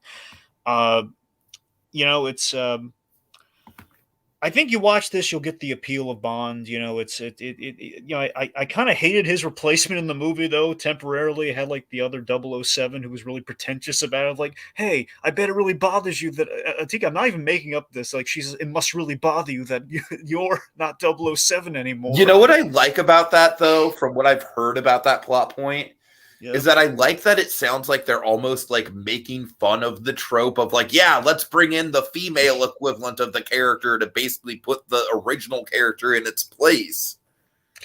Yeah, and the fact like I like that they're going out of their way to actually make that character unlikable and kind of a joke.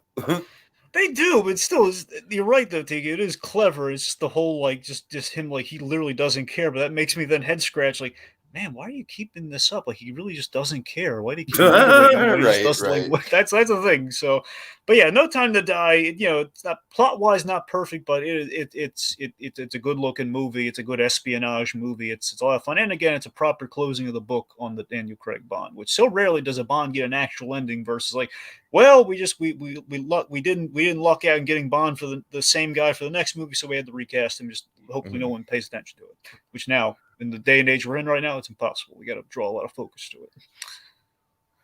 Okay, so let's get into number 9. Number 9 for me is Edgar Wright's Last Night in Soho, which to me is my favorite Edgar Wright movie so far. And I still stand by that. I think that he directed the crap out of this movie. And I think this is a wonderful evolution of his directing style. Now, I do think there's a few things in this movie that are a little bit kind of like, iffy as far as like him transitioning from the straight up, goofball comedy with his signature Easter eggs and tiny details and stuff like that. Most notably, I think, is the thing I've heard most criticized is the fact that the creature designs in this movie do get repetitive. And yeah, I'm not going to argue with you there. They do. But I will say with this movie, what it does as far as transporting you to 1960s London and just how it, how it does that kind of like the different time periods, how it's shot with the mirror and everything. It's just great. It's just great. Thomasin McKenzie is a star in this movie, Dragon. This is a star-making performance from her, if Jojo Rabbit wasn't. Just from the minute she appears on screen, you are just absolutely in this girl's corner. You want to root for her. You want to protect her. It's just a very, very well-defined main character. I do think that Edgar Wright stumbles a little bit in an area where he's usually really good at, which is filling out ensembles. I do think probably the weakest element of this film is the love interest that Thomasin McKenzie character has that just frankly just feels like he didn't really need to be there for the plot to happen. It just kind of felt like a love interest just for the sake of having a love interest. But other than that, I mean, I think this movie does a fantastic job with, kind of that transitional sort of mood where when you're first in the 1960s, it's like it's dazzling and larger than life, and the production design is out of control, and everything is just so dreamlike. And then it does a great job of like, as the film goes on, the 1960s sections get darker and darker. And, it really does turn into legit horror movie vibes to the point where it's like, like a big gimmick in the third act is the Thomasin McKenzie character kind of pulls a Nightmare on Elm Street and like straight up is trying to avoid going to sleep because going to sleep is what sends her to this like alternate 1960s reality. Donovan says he loved it. I think I won't see anything like it anytime soon. So yeah, definitely.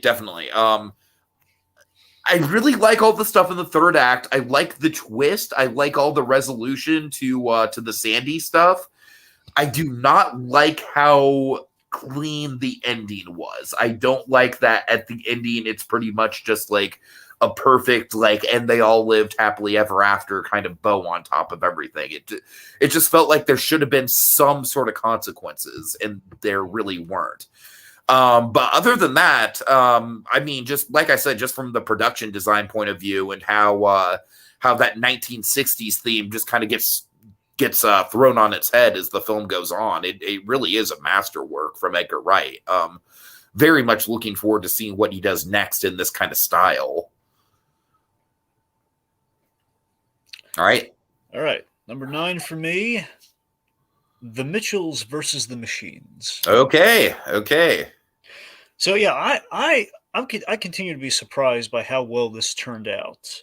Because I remember, like, when I saw the trailer back when it was connected, and I love that. I got this on Blu-ray recently. I listened to the commentary, and actually at the very end they talked about all the deleted names for the movie, and they talked about like, yeah, it was connected. Then it was the Mitchells versus this, and it was like that. All the titles they went with before, they ended up changing it. So It was so much more. I remember seeing in theaters like, hey, here's a compelling road movie in animation that Sony could really work with. And then Robot Apocalypse, like, oh god.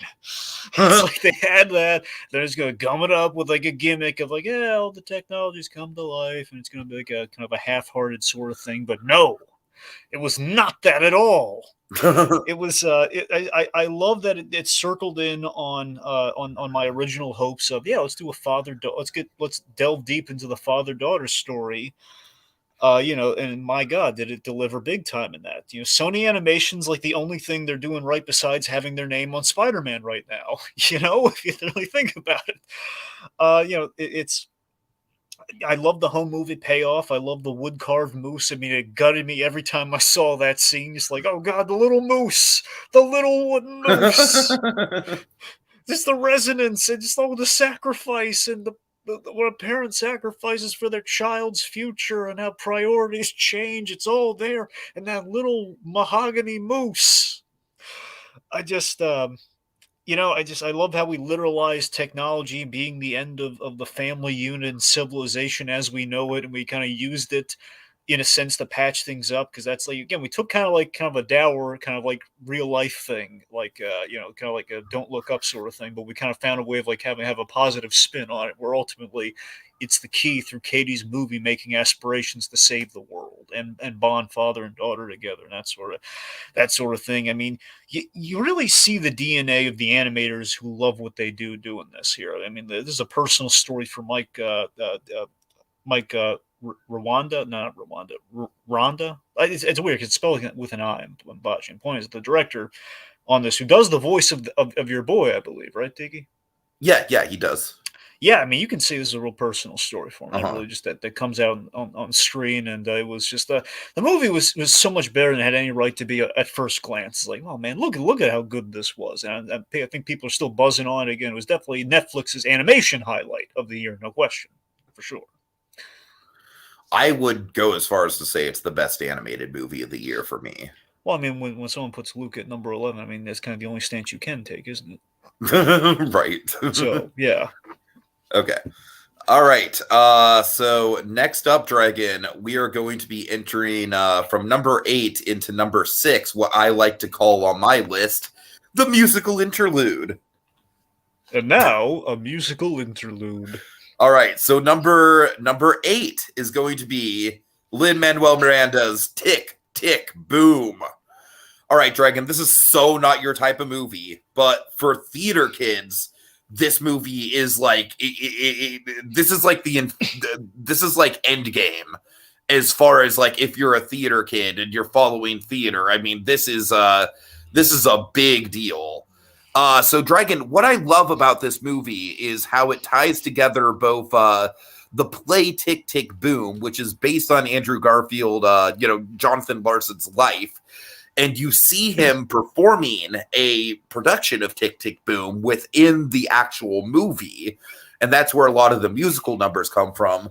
But also in the movie, you see the real life stuff that happened to Jonathan Larson that inspired Tick Tick Boom and went on to inspire Rent as well. And you also, what I was most impressed with in this movie is the fact that Jonathan Larson in real life was a very complicated person, and he wasn't just a straight up martyr angelic figure who just shat rainbows. And I say that just because the dude tends to get idolized because of what happened with his death and how he died right before Rent became a big success. The dude had a lot of demons. The dude was very egotistical in some ways and very stubborn in a lot of ways. And this movie does throw those flaws out there on screen.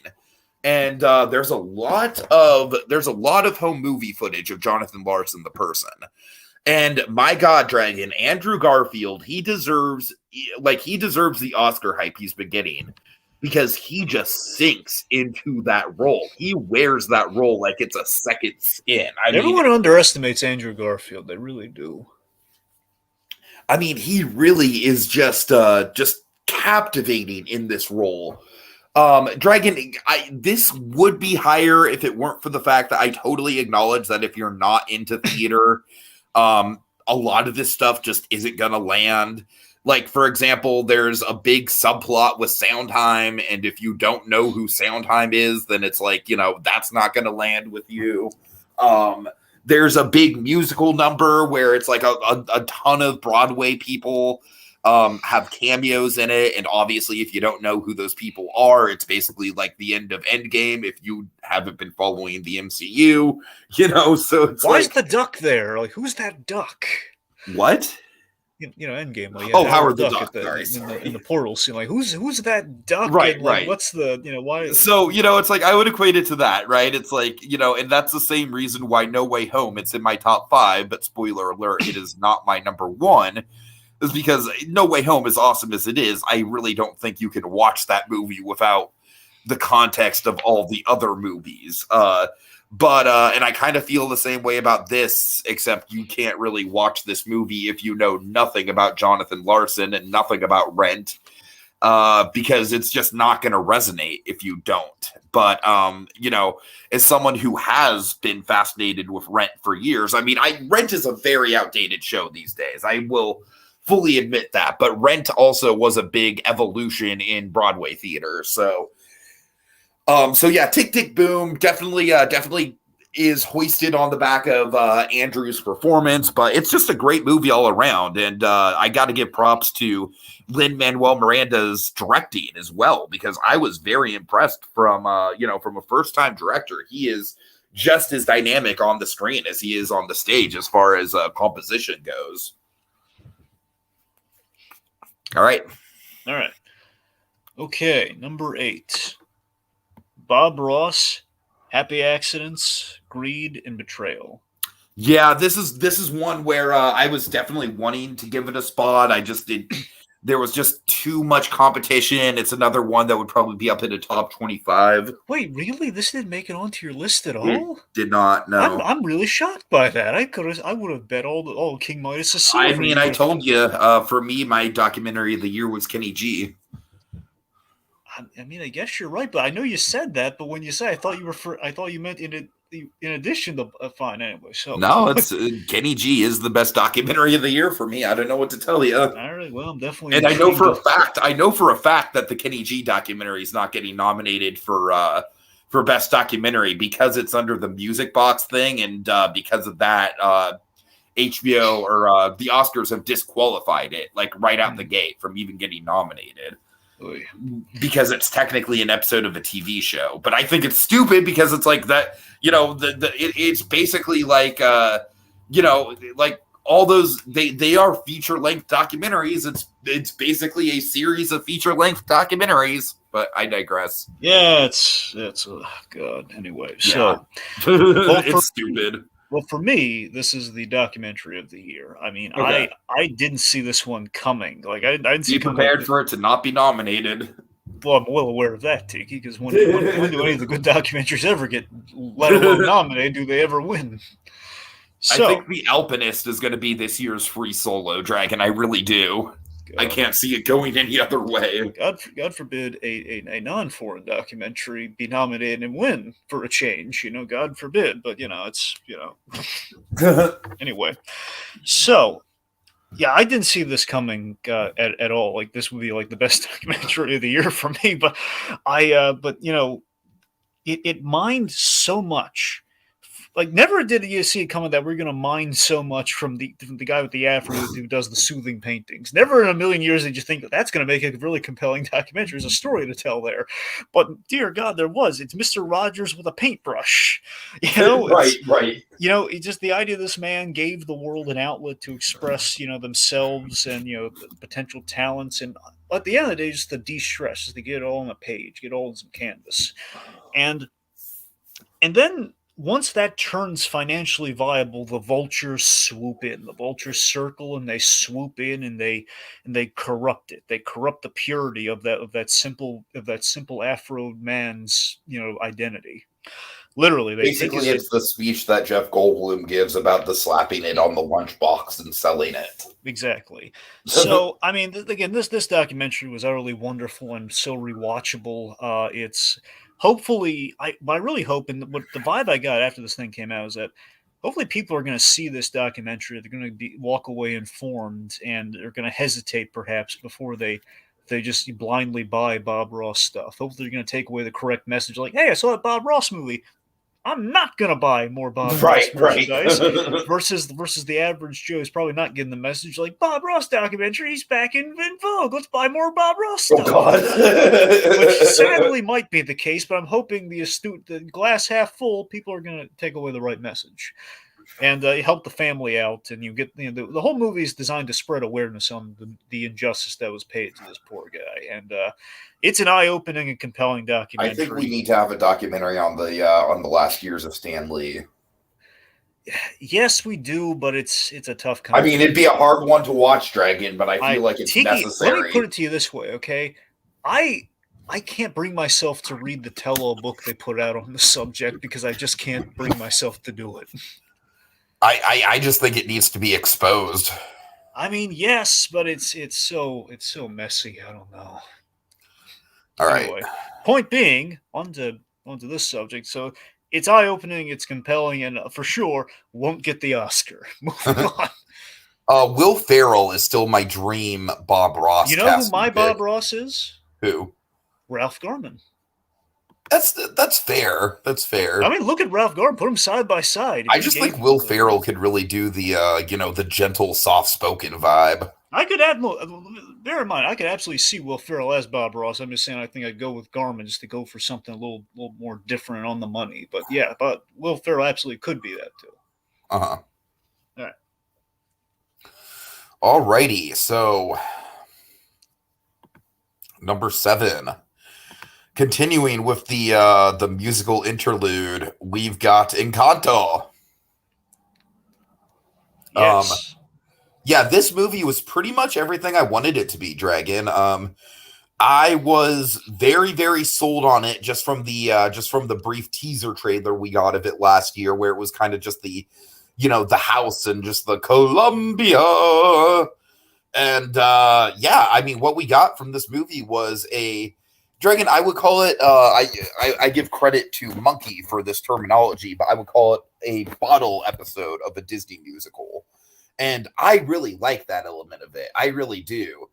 I frankly think this film has the best Disney soundtrack in fucking years. I mean, I really think that the songs just absolutely all fire on all cylinders. I mean, they're so catchy. They're so memorable. I honestly think they're going to have a legacy outside of the movie itself in the same way that the songs from Frozen did. People are going absolutely nuts over We Don't Talk About Bruno right now on TikTok. And it is the standout song of the movie. It is. It is. I really hope it gets nominated for Best Song at the Oscars, Dragon. Chances are it won't. But yeah, I think I will admit that outside of the songs, this movie it's great. It's not a masterpiece outside of the songs, but I do think that the songs absolutely elevate it.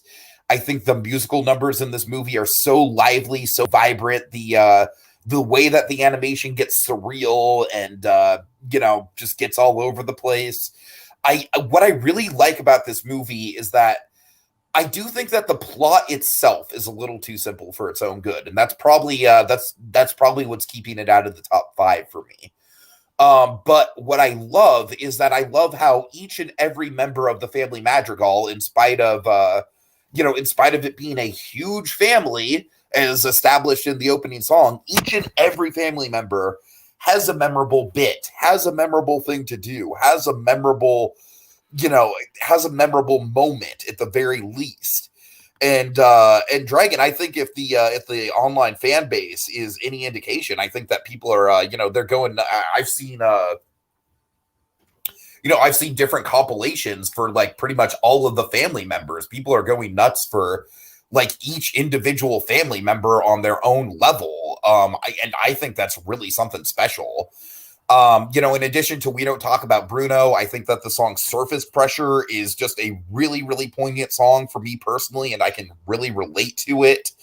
And I think the Family Madrigal is just a super fun, super breezy song that just has Lin-Manuel Miranda's fingerprints all over it. Yeah, Donovan, Dolores is maybe my favorite character, honestly. She's great. Remind me, which So sister was Dolores? Was that Dolores is the one who can hear the pin drop. Oh, right. Yeah, eavesdropper, yeah. And what I love about her is that throughout the movie, she just has this little sound she makes every time she's on screen where it's like, oh! See, my favorite was Mirabelle's mother. That was my favorite. But She's great. She's great. I also like that the dad is like just totally accident prone, but he's just a sweetheart of a guy at the But I same love time. that's why there was a match made in heaven. He's accident prone, and his wife heals him. Exactly. Yeah. Yeah. Like I said, the plot itself is just a little bit too simplistic for its own good. But I do think all the characters, all the music, the animation, it just all like I think it's it might be the best Disney movie since Lilo and Stitch, bar none. For me, it might be a bit of an overreach. You sure about that? I'm trying to think. Like, I mean, obviously you've got stuff like Treasure Planet and Atlantis in there, and those are big fan favorites, but like I think it's better than Princess and the Frog. I think it's better than Tangled. I think it's better than Frozen. I think it's better than Wreck-It Ralph. I think it's better than Moana. I mean, yeah, it's like it's up there for me. It is up there as far as the best Disney movies of the new century so far. Okay. All right. All right, number 7 for me, Nightmare Alley. Okay, all the way up there in number 7. All right. Yeah, so of course, Del Toro's neo-noir adaptation of the 40s novel. Just it's Del Toro not doing a supernatural, a supernatural story than a monster movie, but it's more like a monkey's paw cautionary tale, about flying too close to the sun, with a con, which in this case is, Bradley Cooper is kind of our mystery drifter kind of con man who turns carny and then tries to take his carny act, which is basically mentalism, into the big league so he can scam some rich and powerful clientele. So at the end of for me, because I adore The Shape of Water. I think to me that is Del Toro's masterpiece. Now this is no Shape of Water.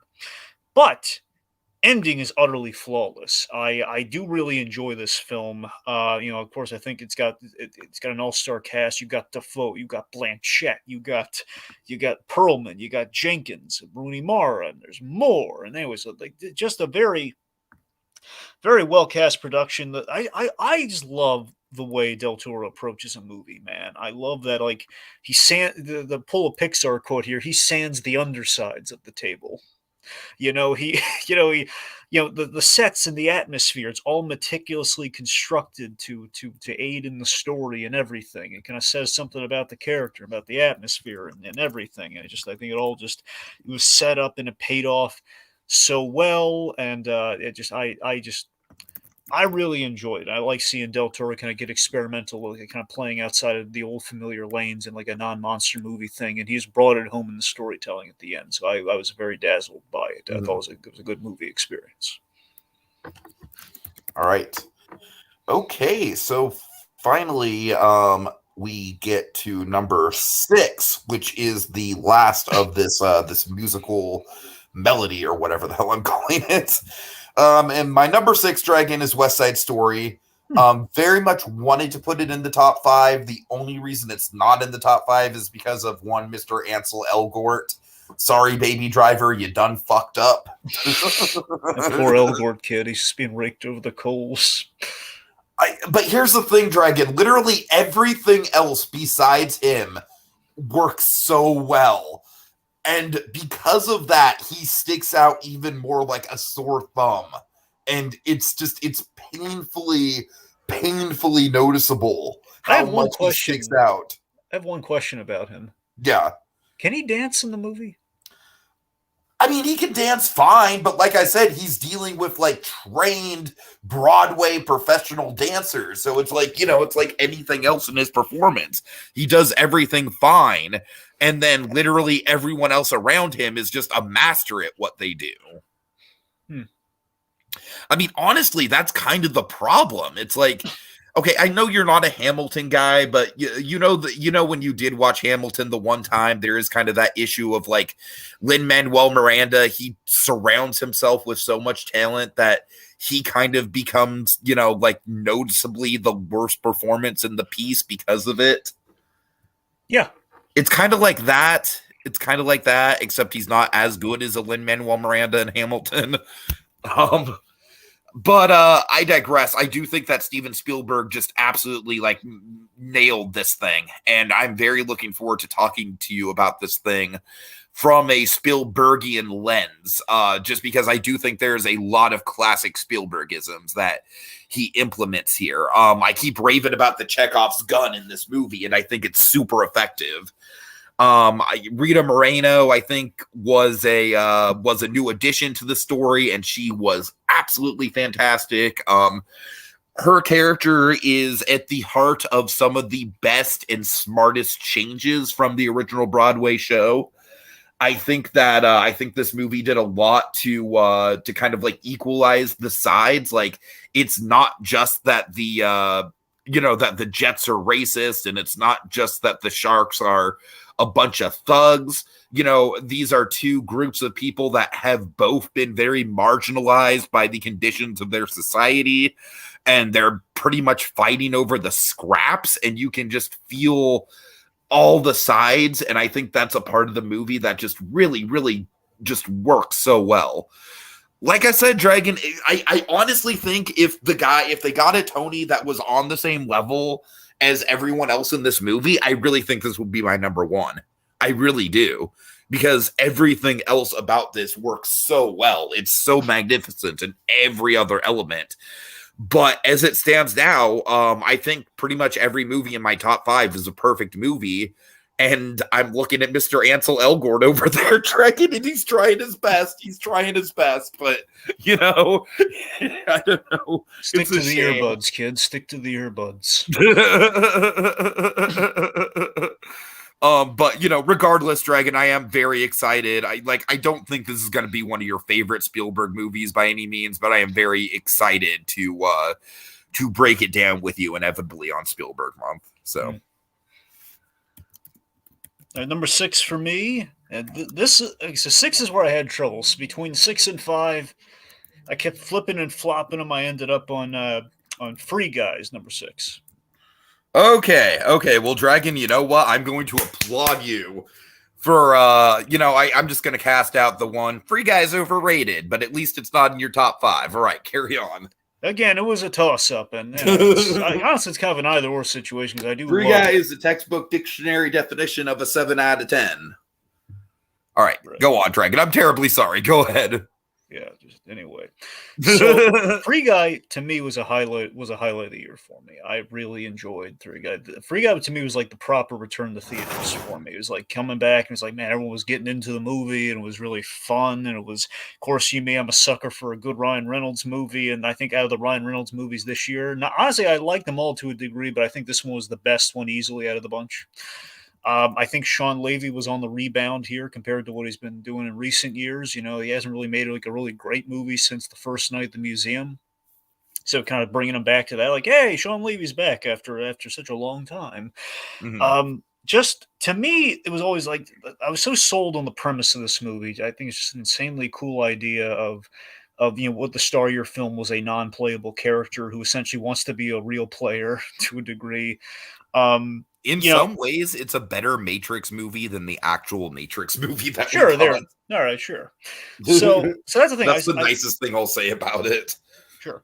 So I just love that premise. That premise always kind of had me, because it was just such a fun idea, and the world building is filled chock full of illogical logic, which I'm always down for. Just the idea of, okay, well, if you were a non-playable character, what would your life be like? And if you realize like you could actually not be like off to the sidelines, what would you do? And how does a video game work when you really think about it, like from the inside? So all of that was so fun. Let's see. I just thought it was really funny. I thought the effects were good. I was a big fan of. Well, I liked the love story. I like that we didn't end in like a really painful way. Like we ended on a really mature note with Jodie Comer as Molotov, and how all that stuff went. But at the end of the day, the reason Free Guy absolutely has to be on my list, man. The thing that impressed me most about this movie, outside of just like, hey, we're back to theaters, it's a Ryan Reynolds movie, it's really fun, is that I love that it had something to say about the cynicism of certain video games. Just like the fact that it's like how people we need more positive outlets of like saving people versus robbing and killing them, for our enjoyment. It's like, let's build something instead of destroying something. I really like that it had that message to it, man. I like that it called out, and on the flip side, it called out creative input versus like the business side of input of like, screw with the people, we'll just we'll rebrand and put a big number 2 on it. Uh-huh. It was a unique film to me that makes you basically, this is a movie that makes you feel good. It was a movie that just made you feel all nice, warm, and fuzzy inside. I really liked it. It was like a cozy blue blanket. All right. Yeah. Okay, so now we are finally getting into the top 5 after a little shy of 2 hours, so we're not doing terrible in the pacing department. All right, Dragon, my number 5, this should go by quick because you already mentioned it. It's The Mitchells versus the Machines.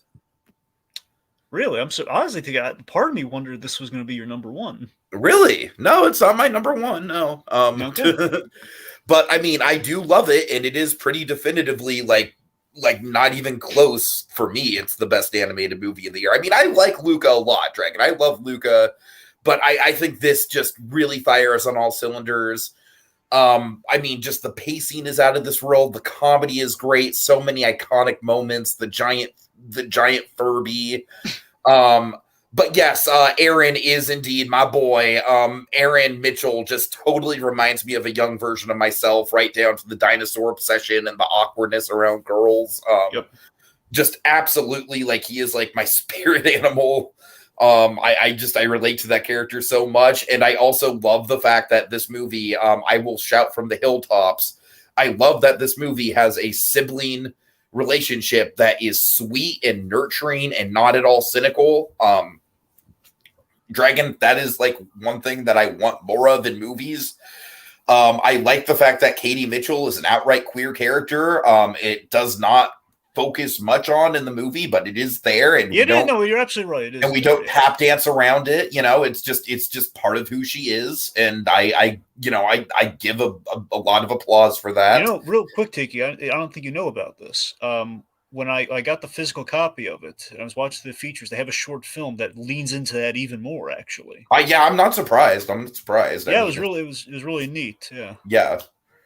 I mean, just the animation, just Sony. I really do think that Spider-Verse probably is an overall better looking movie, but I do like that Sony kind of pushed the Spider-Verse stuff even further as far as the mixed multimedia goes in this. And Dragon, all the stuff with Rick Mitchell is just absolute. Like, Rick Mitchell is maybe one of the best cartoon dads to come out of the 2010s this side of Greg Universe. You know what I mean? Greggy. I mean, just, oh my God, just first of all, the design of Rick Mitchell, just in itself, it's just a fucking masterwork of a character. I'm still not unconvinced Kevin James wasn't the first choice for Rick Mitchell. Well, you know what? I don't think anyone but McBride could have done it as good as McBride did. No, McBride did an excellent job, though. That's the thing. It ended up in the right hands. I'm just saying, when I looked at and then even Linda Mitchell, who's by all intents and purposes, like the straight one of the group, has that great moment at the end where she goes totally like psycho. She has the Kill Bill moment. Yeah, amazing. Yeah. So I feel like all the family members just are so quirky and so lovable. It's such a great road trip movie. And I will say this, I will end on this. I think it's probably going to be the spiritual successor to a Goofy movie when all is said and done. I mean, worse movies could get it, so sure. I mean, if you're gonna find, like a. I'm just saying, as far as like a road trip movie where there's a central focus between a teenager and their father. I mean, based on that logic, I agree with that. Sure, yeah. Uh-huh. All right, number 5 for me, Luca. Okay, that's funny how that worked. yeah. So of course, just Pixar's love letter to Miyazaki and the Italian Riviera. And Enrico Casarosa. After Luna, he did an excellent job on this. He's definitely a big fan right now of Pixar's direction, where they're taking the shorts directors and they're giving them a shot after they do the shorts to do a feature. And so far, it's been going like gangbusters. Again, to me, Luke is just such an enjoyable summer getaway of a film, man. It's it's the friendship between two sea monster boys who go to Puerto Rosso. Gorgeous location with history to it. Feels so lived in and wonderful. And I wanted it Epcot, Dragon. I wanted it Epcot. I know, mate. Yes, I gotta tell you, if you wanted something to entice me to go to Epcot, that would be it. Yeah. So just that, and then Coco in the Mexico Pavilion, and then you have Ratatouille for Paris, and sure. Anyway, it's Pixar's world. We're just living in it. So, regardless, excellent characters like Massimo. Oh my goodness, I love me some Massimo. He was so wonderful. I agree with you full on, Tiki, that this is a movie that does get better as it goes on, and by the time it gets to the climax is utterly my favorite part of the film, man. I love the climax as far as like the big dramatic challenge of having to eat the pasta and then bike. Because it's like from a physical point of view, I totally get the challenge of that. Yeah, I mean, to me, my analogy has always been it's Porco Rosso meets Race for Your Life, Charlie Brown. That's kind of what the movie is totally. on that level, with the climax being what it is. And I love the moral of the acceptance moral is handled very perfectly with my favorite moment in the movie when is Massimo, the man. Massimo has the big line where it's like you think, okay, it's the raining, it's the atmosphere. I love how the raining is kind of like that Bug's Life moment, like, oh God, we never accounted for rain. What if it rains? We're so screwed. You think, oh God, the town's gonna get him, and they says, do you know who they are? And of course, Massimo steps up to him and says, I know exactly who they are, Alberto and Luca, and the winners. And it's like, yes, Massimo, you saved the day. Yes. So just can we just get like a Massimo movie, kind of maybe in the same vein as Lightyear? Maybe like a prequel or something. I mean, look, I don't know how he lost his arm. I'd be down for it, but again, there's talks of doing a Lucas sequel where it's the Parent Trap with Massimo and his wife. I'm down for that. Oh, I'd be down for that too, absolutely. But no, I'll be down for if they do a short. We saw what they do with a short film that's essentially a mini. Oh my God, that short is like way better than it had any right to be. If they did a short for like Life of Massimo or Massimo a Life Lived, I'm down for that too. I think they can get all that in there that we want. But regardless, I mean, Tiki, this movie had me. The movie had me with the credits even. I mean, I love the credits of this movie. And I got the short film and everything. I love everything about Luke. It's all just happiness, man. I dig it. All right. Okay, we're going from Luca, a very happy movie, to number 4, which is The Power of the Dog, arguably the most cynical movie on my list. Pretty much, yeah. Dragon, I don't really know what to add to this discussion that we didn't already say in our movie memoirs when you saw it. I know it's not your type of movie, but it is absolutely my type of movie. And for me, it's kind of like a once-in-a-generation type of movie, like There Will Be Blood, where I love these types of movies that examine the past through the lens of what is culturally going on right now. And I feel like There Will Be Blood did that. And I feel like this movie also does that. I don't know. I just think Benedict Cumberbatch has never been better. I think this is his absolute best performance ever for me personally. Of course, Jesse Plemons, like maybe not as great of a role as Judas and Black Messiah, but still wonderful here. Probably the best I've seen Kirsten Dunst. And maybe the best Johnny Greenwood score ever, which is saying something. I mean, that dude is just a master of his craft, and this might be his best work. So, like, just outstanding cinematography. Like I said, Dragon, it's certainly not going to be in my top 3 just because it is super cynical. And I will agree with you on the point that you had where I don't think the ending is conveyed as clearly as it should be what exactly goes down. I do think that is a very fair criticism of the movie. I just happened to be so locked into the movie that I kind of picked up the pieces of it, but I could see if you're not as locked into it. It would be a little bit more ambiguous. Yeah.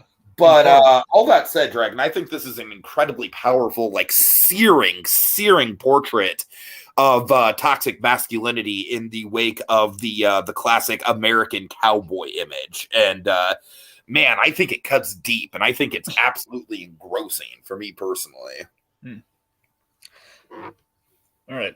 Number 4 for me, Nobody. Yeah, this is a movie I wanted to like more than I did, Dragon. I never did really come around on this thing. Yeah, so this... I think it's kind of just okay, in my opinion. I know I'm one of the only people who thinks that. So by proxy, this was one of the most anticipated films of 2021 for me, mainly because it kept getting pushed out of 2020. Uh-huh. So anyway, I love that seeing Bob Odenkirk trying something new with the action genre. It's actually based on Bob Odenkirk having dealt with a home invasion. Someone broke into his house, and basically the opening of the movie is the genesis of the film, and it kind of inspired the rest of it, like kind of what he was feeling, and basically put into a script along with collaborating with some of the John Wick guys, and ended up being this. I just love that it's the mundane meets a kind of a grounded, more accurate John Wick of like, yeah, you would be a lot more beat up than John Wick is by the end of that movie. It's a movie that Odenkirk trained 2 years for, possibly endangered his own health. Uh-huh. I'm convinced, by the way, this is what did it to him. Just a movie that relishes in its imperfections and its grittiness within the action genre that no one ever talks about. Like, logically, yeah, John McClane, he's not walking off after he steps in all that glass. It's going to be a little more drawn out than that. I think there's scenes that are just so artfully directed and choreographed, like particularly the bus scene. I love that we have a year where the bus scene is like, the bus is the new dreaded location in the action movie, between Shang-Chi and between Nobody, between whatever we're going to get next. Beware. What's funny is that the John Peter scene in Licorice Pizza involves a moving truck, which is kind of like bus-esque as far as like it's a large vehicle where a lot of tension takes place. Folks, hashtag 2022, beware the Right. bus. Okay. So also, I love this. For me, I adore the score and the song choices of this film. The song choices were so on point. They were great. I Gotta Be Me, as for the bus scene, it was wonderful. The movie's full of surprises, like what we did with Christopher Lloyd. Plays on some expectation, but ultimately, it's nice and simple. I like a little nice and simple. And to me, I saw this. To me, this was my true return to theaters during the pandemic of it all, like with Nobody. Like, okay. It wasn't a crowded experience, but it was satisfying. I saw a movie I really appreciated coming back, and then Free Guy was like the big audience experience, like the proper return. So, so Nobody has a special place in my heart in 2021. Was like, I waited to see it, and I liked what I saw. All right. Okay, here we go. Number 3. The only reason, like, this is probably my favorite film of the year, honestly, like, just as far as a crowd-pleasing experience goes. The only reason it's not in my number 1 slot is because I really don't think that you'd get as much out of this movie if you don't know all the Easter eggs and callbacks and stuff. But I am going to put No Way Home in my number 3 position. How ironic that it's your number 3, given it's the third in the trilogy. Right. Yeah, I mean, I don't know what else needs to be said about No Way Home. I think pretty much everyone is in agreement. I would go as far as to say I think it's a better movie than Endgame, not Infinity War, but Endgame. Just as far as it just delivering like throughout the whole movie. I think that it does a lot of things super well as far as just course correcting all the stuff that was kind of missing from this version of Peter Parker. Obviously all the cameos and Easter eggs, and it's all all the spoilerific stuff that we all know about and love is there in full force. Like the one moment, the one MJ save, you know what I'm talking about. It's fucking iconic. I mean, I don't want to say too much because, there's, for some reason, there might still be people out there who want to avoid spoilers for it. Actually, I know that Adventure Blue dude still hasn't seen it because it hasn't come out in Japan yet. So I won't spoil anything just for his really? It hasn't come out in Japan yet? No, it has not. Crazy. But, yeah, I mean, No Way Home, easily, I would say a big, like, I would honestly say right now, thinking about it off the top of my head, it's my number 3 MCU movie after Infinity War and the original Guardians of the Galaxy. So that's some pretty high praise. But like I said, I still don't think that you can get as much out of this film if you aren't familiar with all the Spider-Man lore. So that's a big ask for it to be the number one, because I truly think that for a movie to be my number one, it kind of has to be like universally, like anyone could see this movie and appreciate it. But yeah, I mean, for comic book fans, that's a huge event for sure. And I thought the movie would be messy as all hell with all the villains and everything, and I was proven wrong. I mean, it's, you know, it proves that the MCU can handle these big team up movies no matter how wacky the team ups are. All right, let's see. Okay, number 3 for me is Batman: The Long Halloween. So both parts, because eventually they're just going to release it as one. I'm just kidding. Yeah. Regardless, very much like Dark Knight Returns being released. They're going to do that this year, and I can't wait to buy that. So hopefully it's going to have actual features, like a commentary. But anyway. So, yeah, the last of the big Batman stories left to adapt for DC Animation, and they finally did it, and there was a lot of worry, like, oh, God, and they're split up into 2 parts, and I don't know how this is going to go, and boy, oh boy, not only did they adapt it well, they adapted in a really clever way for what they're kind of planning on with their movies now, where they adapted in like this new, smarter continuity driven films where basically they're not reliant on continuity, where it's like everything has to matter, where it's like, no, it doesn't. It's either the movie can stand on its own and then connects, which adds an extra layer to it, or what's the point? You know, they finally cracked the code on that. So anyway, so just this, they basically, with that, they made the simple addition of, let's make Long Halloween with kind of our fresh introduction to Batman. We're going to take another bite at the Batman apple for kind of building a universe on the side here. Let's just take the Long Halloween, adapt that story, but we're going to add the layer of, okay, this is an early years Batman story, much like Long Halloween is. Let's just make the Holiday Killer affair Batman's first mystery, to take him from vigilante to detective, which is like, could have had a V8. That's a brilliant idea. That's how he gets into like the triad team up with Gordon and Harvey Dent. Yes. So I think they honored the story very well, very respectfully. I think they kept you guessing at times who the killer was. It wasn't necessarily what you thought it was going to be.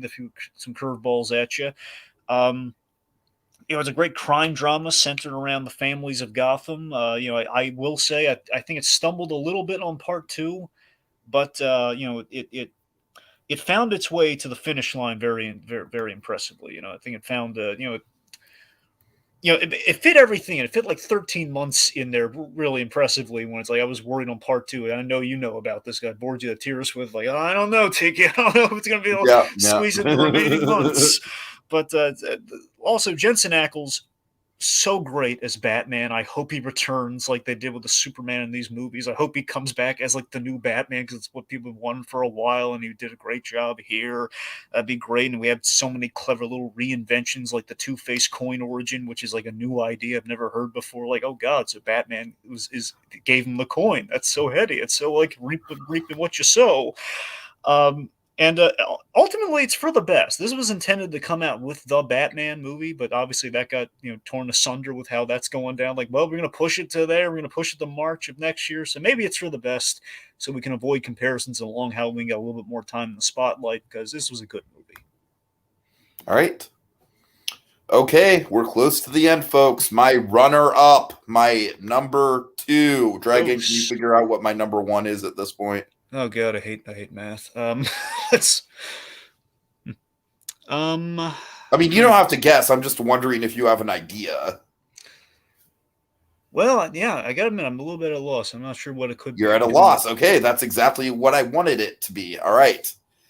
So my number 2 is going to be Wes Anderson's The French Dispatch. Ah, okay. Dragon, this is a movie that grew on me the more I thought about it. I think this is a very, very special movie in the Wes Anderson catalog. I really do. I honestly, this is going to be a super unpopular opinion. I know, super unpopular opinion. I like it better than Grand Budapest. God, just saying that, I know the Wes Anderson fans You're are going to making come after me. Revelori cry, man. Look at him in the corner. Look at him crying. Okay, here's the thing. People call this movie complicated because it's got like the 3 different storylines.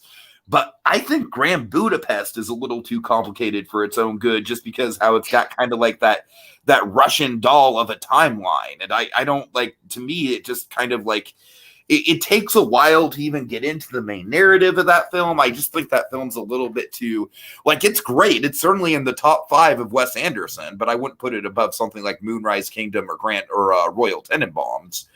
But French Dispatch, Dragon.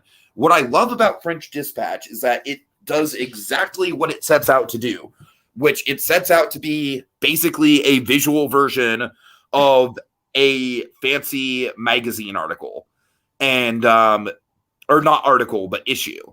And you get the travel section, which is a brief short story with Owen Wilson as a cyclist journalist who's just fucking delightful, just utterly delightful. You get all these different stories, these 3 stories that really kind of, it's a great, like, it's a really, really, really solid anthology, Dragon. It's honestly one of my favorite anthology movies that I've ever seen, just because of how it ties everything back together. All the journalists that are in each other's stories kind of dovetail in and out of the plots. I really think that visually Wes Anderson is just completely firing on all cylinders, doing things that he's never done before here. Just his model work just continues to be top notch. His use of black and white here is better than it's been in any other of his movies. The black and white just looks so sharp and so magnetic.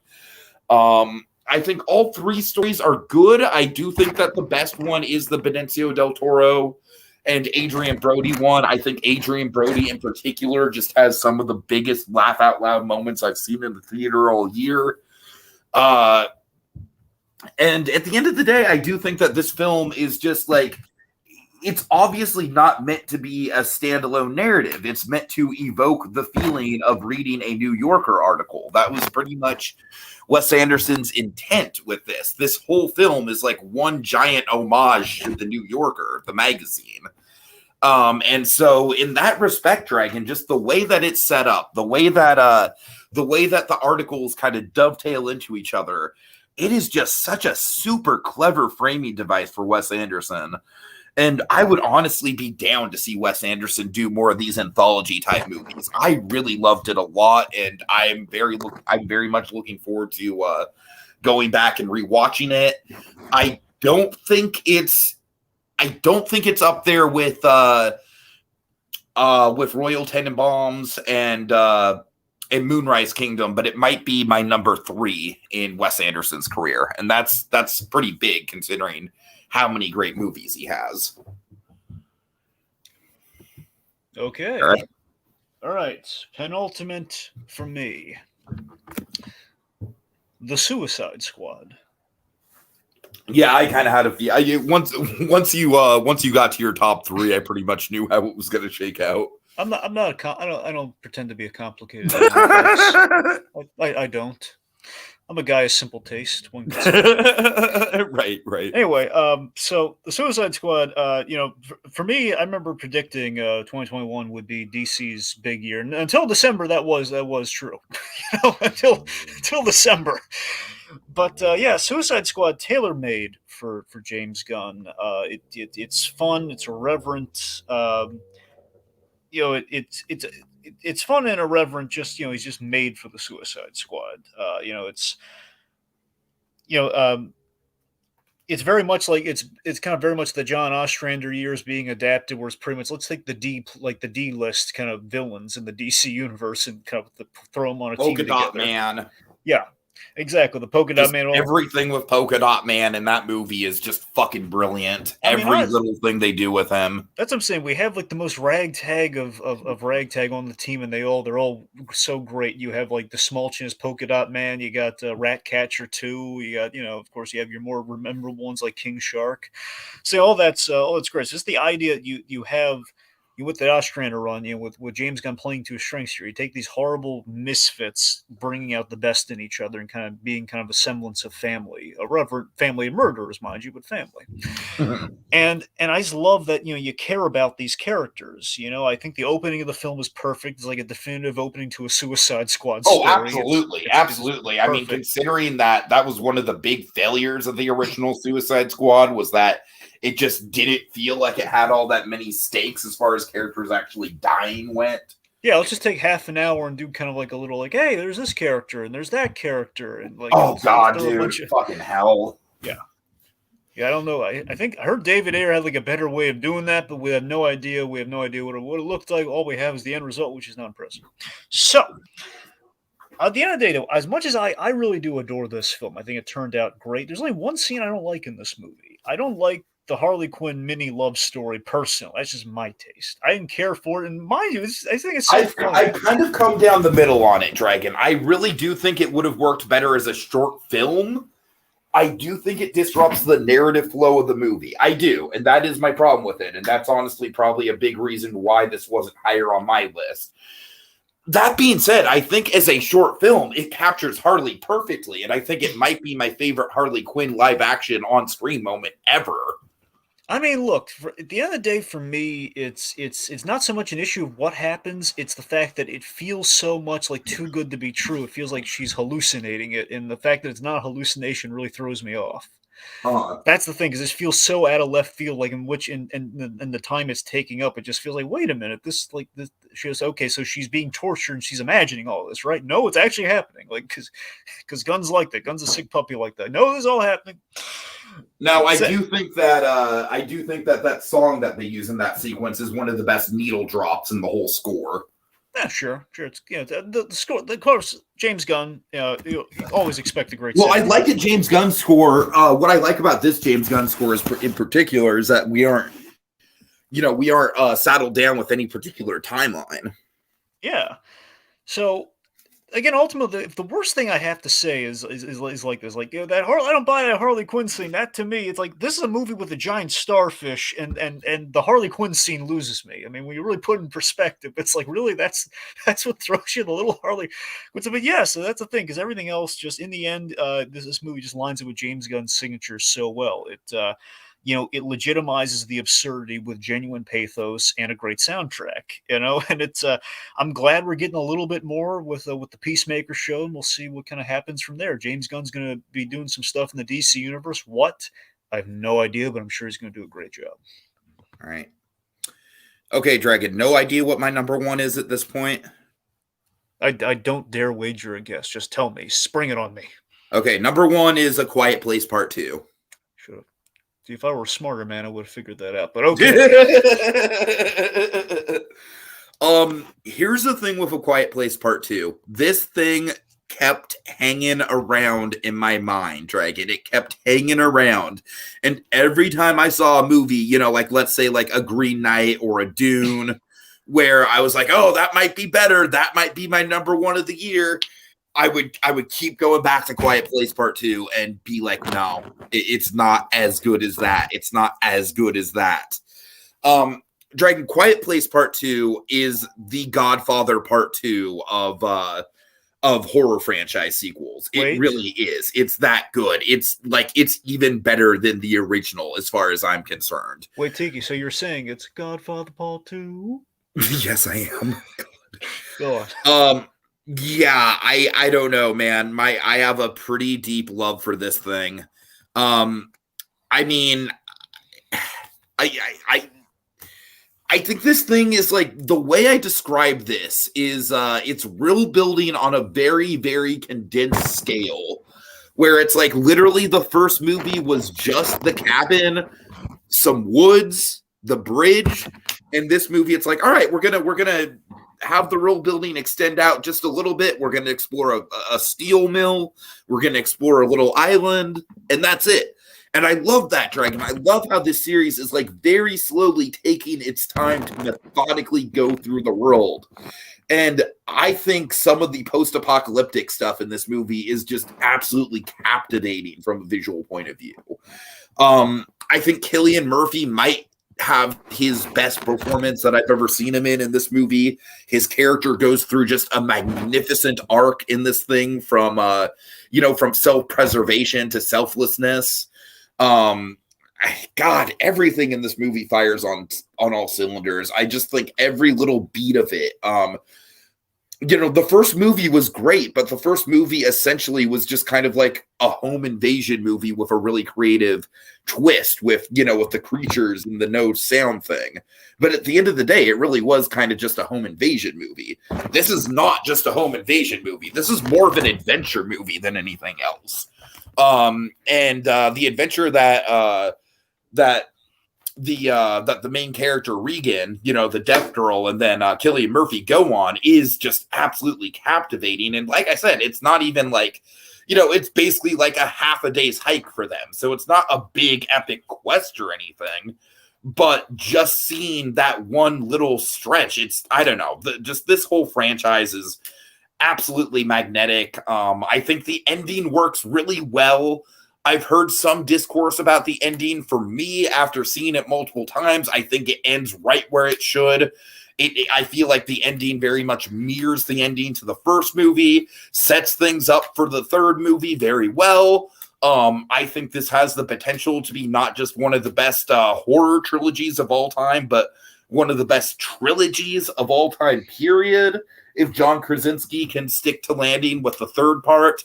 And I would be remiss if I didn't say that opening sequence is just goddamn bonkers, and the thing coming out of the bus as Emily Blunt is like driving backwards as the bus is charging at her. I mean, just so many iconic cinema moments. And that cinema thing, that right there is why A Quiet Place Part 2 is my number one. It is pure, unadulterated cinema of the highest order. It is completely original. It is not based on anything. And it gets my imagination just totally revved up. I cannot wait to see where this franchise goes from here. Quiet Place Part 2. Like I said, every time a movie this year came along where I was like, I don't know, I might like that better, it just didn't have the staying power in my mind that Quiet Place Part 2 had. I kept going back to Quiet Place Part 2 and what an impact that it had on me. So I would be just completely disingenuous if I gave it to anything but that movie. So there you go. Number one, Quiet Place Part 2. All right. Okay. Numero uno. Well, as you can probably guess, Spider-Man No Way Home. I wish you would have done a fake out and been like, my number one is 8-Bit Christmas. All right. Yes, No Way Home. We've talked about this to death, so go ahead. Yes. So No Way Home seemingly doomed from a marketing standpoint, from the outset. But at the end of the day, for me, it was the end game of film experiences in a year that really could have used them.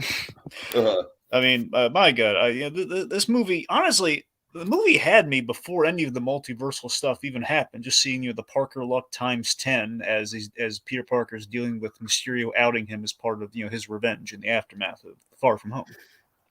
Well, I mean, the movie had me before the multiversal stuff just because of a certain cameo, frankly. Well, that too, obviously. I mean, clearly,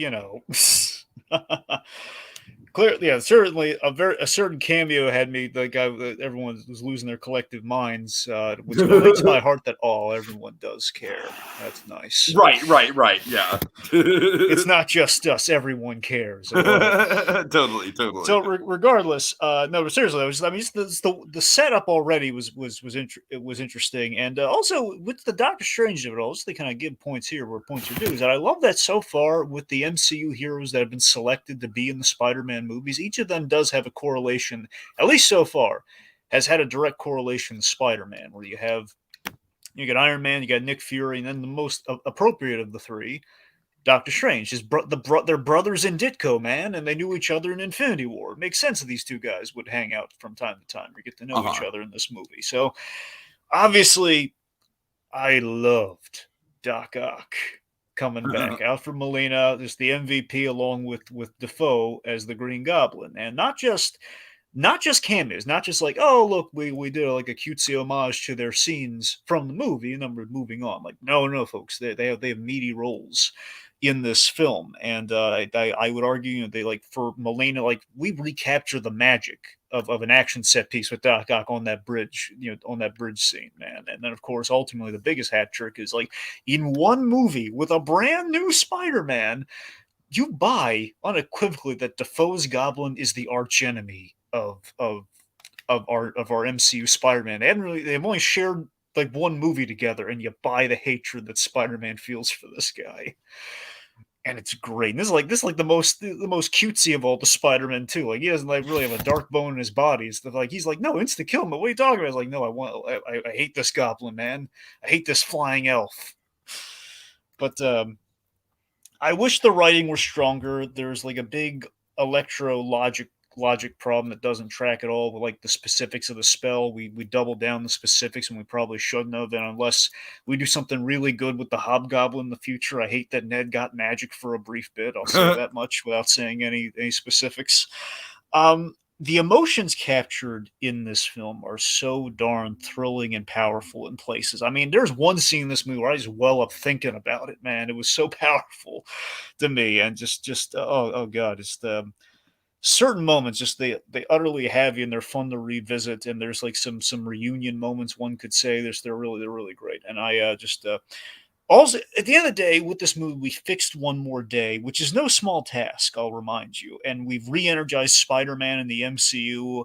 Hopefully, between this, the success of this, and Spider-Verse coming in 2022 to celebrate Spider-Man's 60th, Sony's going to wake up and, like, you know what? Maybe Marvel Studios knows what they're doing, and we should kind of stick in our wheelhouse and let them do what they do, and maybe give them more free reign on things. I mean, let's not tighten up the noose as much as we are, as the cling on to Spider-Man for dear life. Maybe of course, this is very fanciful thinking. We've made enough money. Let's just let them do their thing, is let the money flow in and not worry about. But it's us. We're the Spider-Man company. It's like, not like we have the games and the animated movies that we can rest our laurels on. No, we need everything. But seriously, No Way Home just utterly a wonderful highlight this year. Just and again, that guy saying that ending, yes, that ending, sir. Indeed. Yeah. All right, well, that is it, folks. That is it. Thanks so much for tuning in. It's been a great year for movies, which I'm glad we can actually say that after 2020, because 2020 was not a great year for movies for obvious reasons. Yep. I mean, don't get me wrong. I love my my number one of that year, which is Another Round. I think Another Round definitely holds up. But I like my number one of that year too. What? I like my number one of that year too. Yeah. So, all right. Big thanks to that guy and Donovan Martin. New Horizons music came in for a second just to say everyone knows Santa Inc. is the number one movie of the year. It's a 90-minute movie. It's a show. So. Yeah. I know you're joking, but still. Yeah. All right, guys. It's been a fun time, and hope to see you all in the new year. I am not looking forward to the slog of January and February movies we have to go through to get to the good stuff. Well, they actually pushed some January stuff back again, Tiki. So I think I know. So we won't even have the schlock anymore. Yeah. All right. Have a good night, folks. See ya. Old.